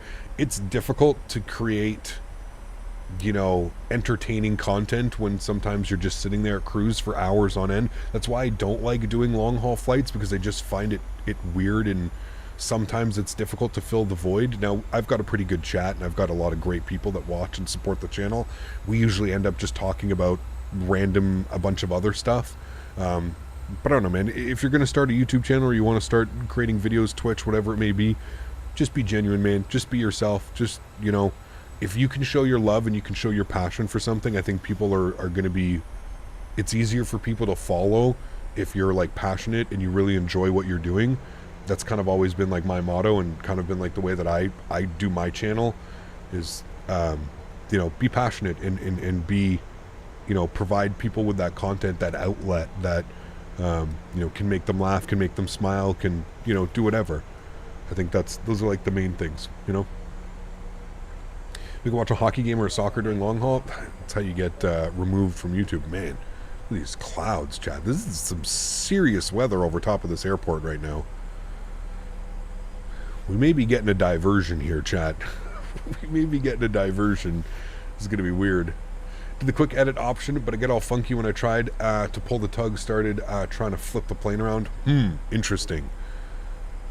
Yeah, I don't know. I don't know of very many. I know that, like I said, man, there are some profiles where, like, you download the profile for the airport and it has, like, certain where you can, like, pull the tug and stuff, but yeah. So I like your streams, Cap. Quick flights, and you're very informative on things. Appreciate it, Joe. Thank you, man. I try to stay in tune with the flight sim community as best as I can. Obviously, sometimes it's difficult, but I always like to feel like I feel like I'm pretty level-headed. I feel like I'm fair as well. I don't just like shit on developers for shitting on developers, but I also think like I don't bullshit and there's no beating around the bush. And I think that's what a lot of people have come to respect about like my channel is just like they know that, yeah, sometimes I may be a little bit harsh, but in reality, you're going to sell your product and you're going to make money and you're going to take money from people. Somebody has to hold somebody to a standard. There has to be some accountability. Otherwise, it just becomes some fucking free-for-all. If developers were just paying everybody off and sending free scenery and doing this and doing that, then everybody under the sun, yeah, great scenery, great airplane. Go pick up the Captain Sim 777. Great airplane. Best airplane out there, right? I mean, have to have some accountability, but... I'm going to chalk that up to user error, but I'll try downloading the profile. I didn't know those existed. Oh, man, the profiles will save your life, Kyle. Especially for, like, major airports and somebody have done one. If you have the Indie Builds downloader, download that. There's a unbelievable guy who does, like, all the profiles for, like, all their airports and a bunch of other airports as well. And he does a great job. We're going to go flaps 1. We're going to start keeping an eye on our speed here because I feel like this approach is going to come real quick, chat. We're already through 6,000 feet. We just passed the airport. We obviously can't see anything down there. Yeah, the Indie Builds downloader, and then if you look on the left side, you'll see like GSX profiles. This is like some scary, ominous, towering clouds down there, chat. It's going to be a risky one, I think. Going to be a fun one, though. A little bit risky.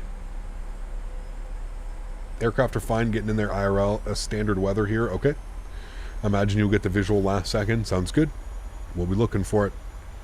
We will be looking. 0998 is our, I believe that's what it is. Yes, it is. Good. And then our knit ref, we're going flaps 30 today, so it's going to be a 153 V approach speed, chat. 153. I'm updating Flight Tampa Las Vegas V2. Nice. I've heard good things about it. Good things.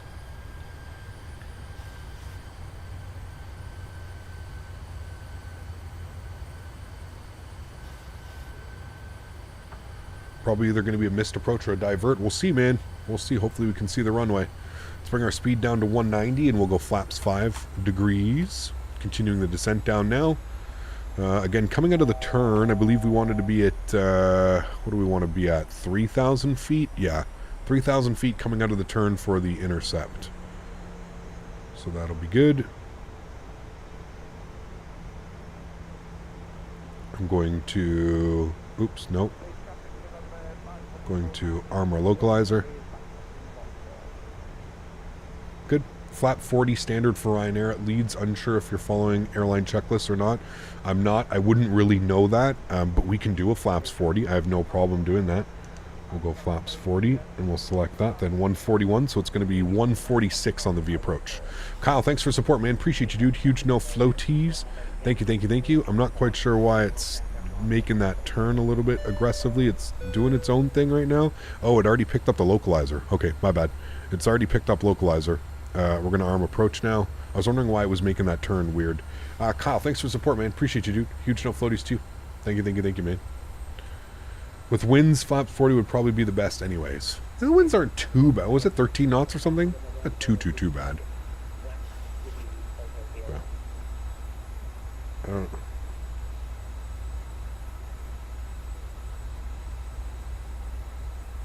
Alright.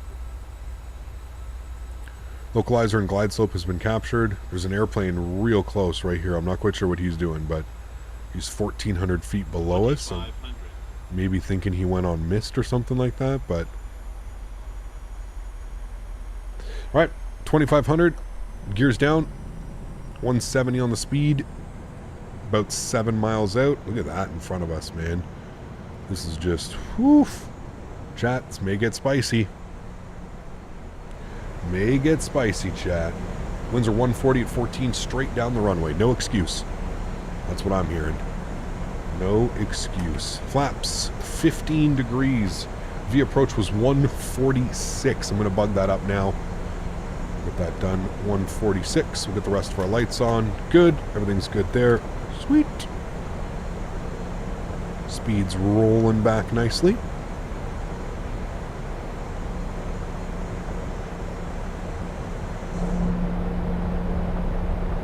You can kind of see the ground already, but you can see it's like, yeah, quite nasty on the weather. Flaps 25 degrees through 170. Hello, new sub from Portugal. Really like your streams. Tricks, thanks, man. Appreciate it. Thank you. If you see runway lights, you can descend to 100 feet above the runway if that helps. Will do. 160, flaps 30 through 160, flaps 40, which will be our landing flaps today. 146 is set. I'm going to go runway heading as well of 140 in case we have a missed approach. We have 4,000 feet, which I believe is the missed approach. Altitude commence 3,000. Climb heading to 2,000, and then a climbing right turn to 3,000. So we'll put 3,000 in for our missed approach altitude and runway heading if need be. What was that right turn? Climb to a right turn to LCTR. Okay, it wants us to go back around like that. Okay. If missed. Got you. Well, chat. We're all set up. We're all good to go. Really only one thing left to do here.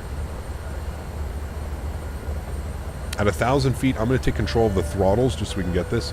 Tyralis, thanks for your support, my friend. Welcome back to First Class Future No Floaties. Thank you. Appreciate you, my friend. Thanks so much.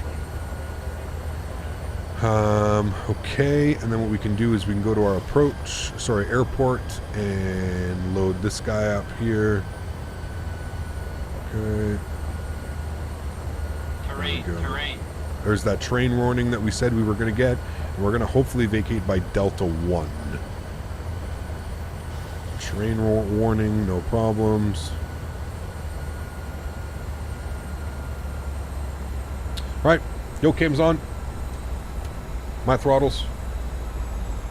I've got the runway. I've got the lights at least. 400. Wait for minimums, then we'll take control. My airplane. Approaching minimums.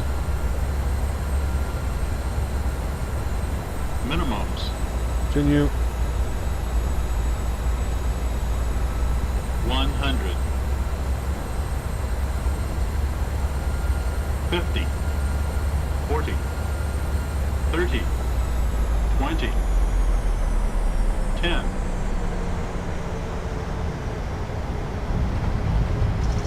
Reversers, nose down gently. Decelerating.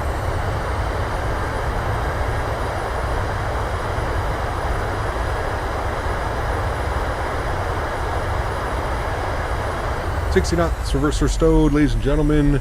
Welcome down. I think we actually hit it before where we were going to go.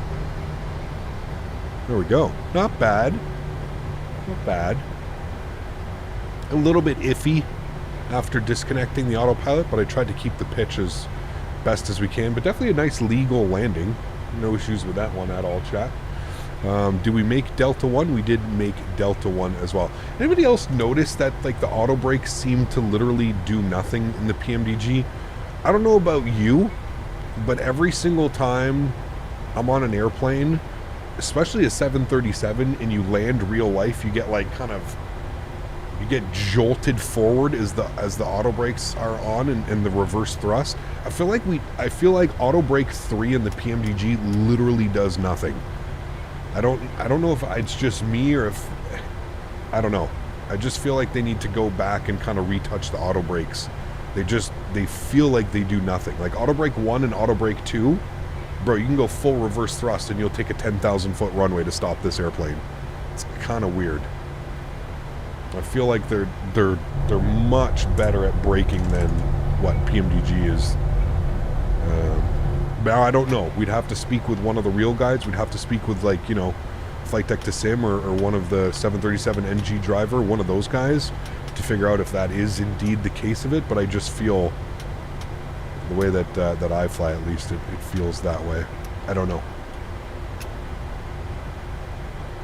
All right, ladies and gentlemen, welcome back to Leeds, Bradford. 41 minutes on the return flight. And you know what we forgot to do, chat? Fuck. We forgot to do a replay. I told you, man, that approach happened so quickly, we forgot to do a replay. Man, I am just probably officially the worst content creator out there, chat. No replay. I apologize. I really do apologize. End up having to do auto brake 3 always in the PMDG. Yeah, but even when I'm saying auto brake 3 does nothing, it's kind of weird, man. My stepdad flew a 7.6 and he said auto brake 1 was useless and 3 was overkill. I mean, you can use 2 then, but I feel like even in the PMDG, 1, 2, and 3 is basically useless. I don't know. Yeah, we definitely weren't seeing much. It would have been cool to look outside for the... it would have just been cool to have like an outside view of like the actual touchdown. I felt like it was good. I wasn't able to do any practice flights yesterday. I was too busy, so I didn't get any practice flights in yesterday, and so those were basically my practice flights. This is the first time I've flown this aircraft since before World Flight, which was like November 8th. So it's literally been a month since I've flown this airplane. I feel like we did an okay job today. Again, a little bit floaty, but that usually happens on my first couple flights at least. Got to get used to the whole depth perception. We just flew Airbus as well for the last 2 weeks, so it feels a little bit weird jumping back into a Boeing, but I had a lot of fun. I hope you guys did as well, with some great flights today. Checking out some new scenery. Again, we are going to be back here. We are going to do some Jet 2 ops.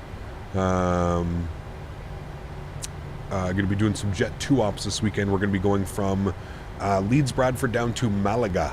And then on Saturday, it's about a 3-hour flight, 3.5-hour flight. And then we're going to be doing the return flight on Sunday. And then we're going to do some more Ryanair ops on Monday in Ireland. We're going to do Dublin, Shannon, and Cork. That will be the plan for Monday's stream. So a fun week planned. I think this is stand 8. Yep, this is stand 8. Although, no, I think I went past our stand. Yep, this is stand, I don't know, stand 7. No problem. I totally wanted to go to 7 as well, chat. No problem. This is what I meant to do, chat. No problem. Shh, nothing to see.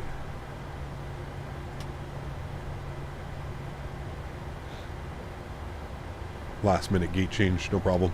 Just see a bunch of passengers running to the terminal now.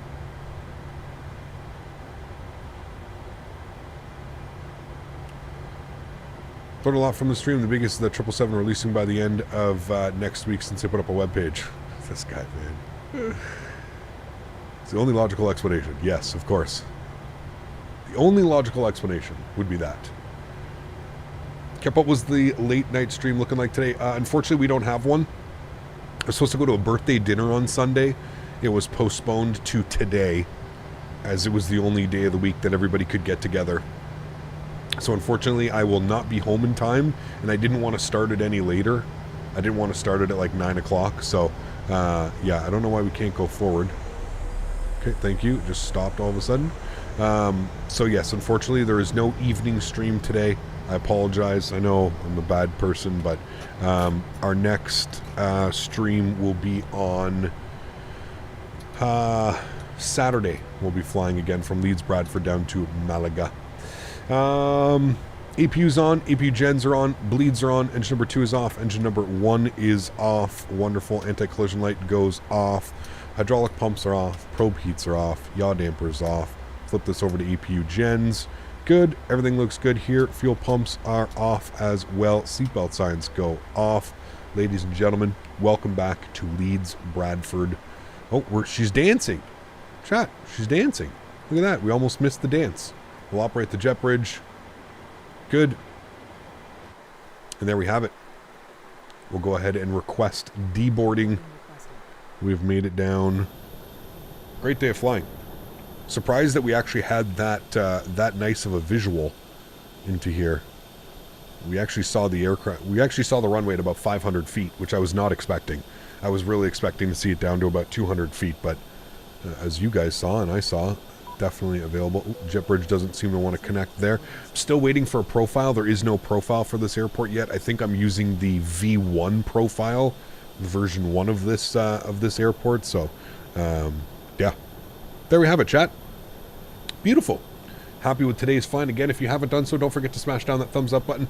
Thanks everybody for being here and watching today. I truly do appreciate it. I hope you guys enjoyed what you saw. More fun this weekend. How far is that flight, actually? I want to check on that. I'm curious to see over on SimBrief just how far this flight is. Community, what is it? It's LEMG.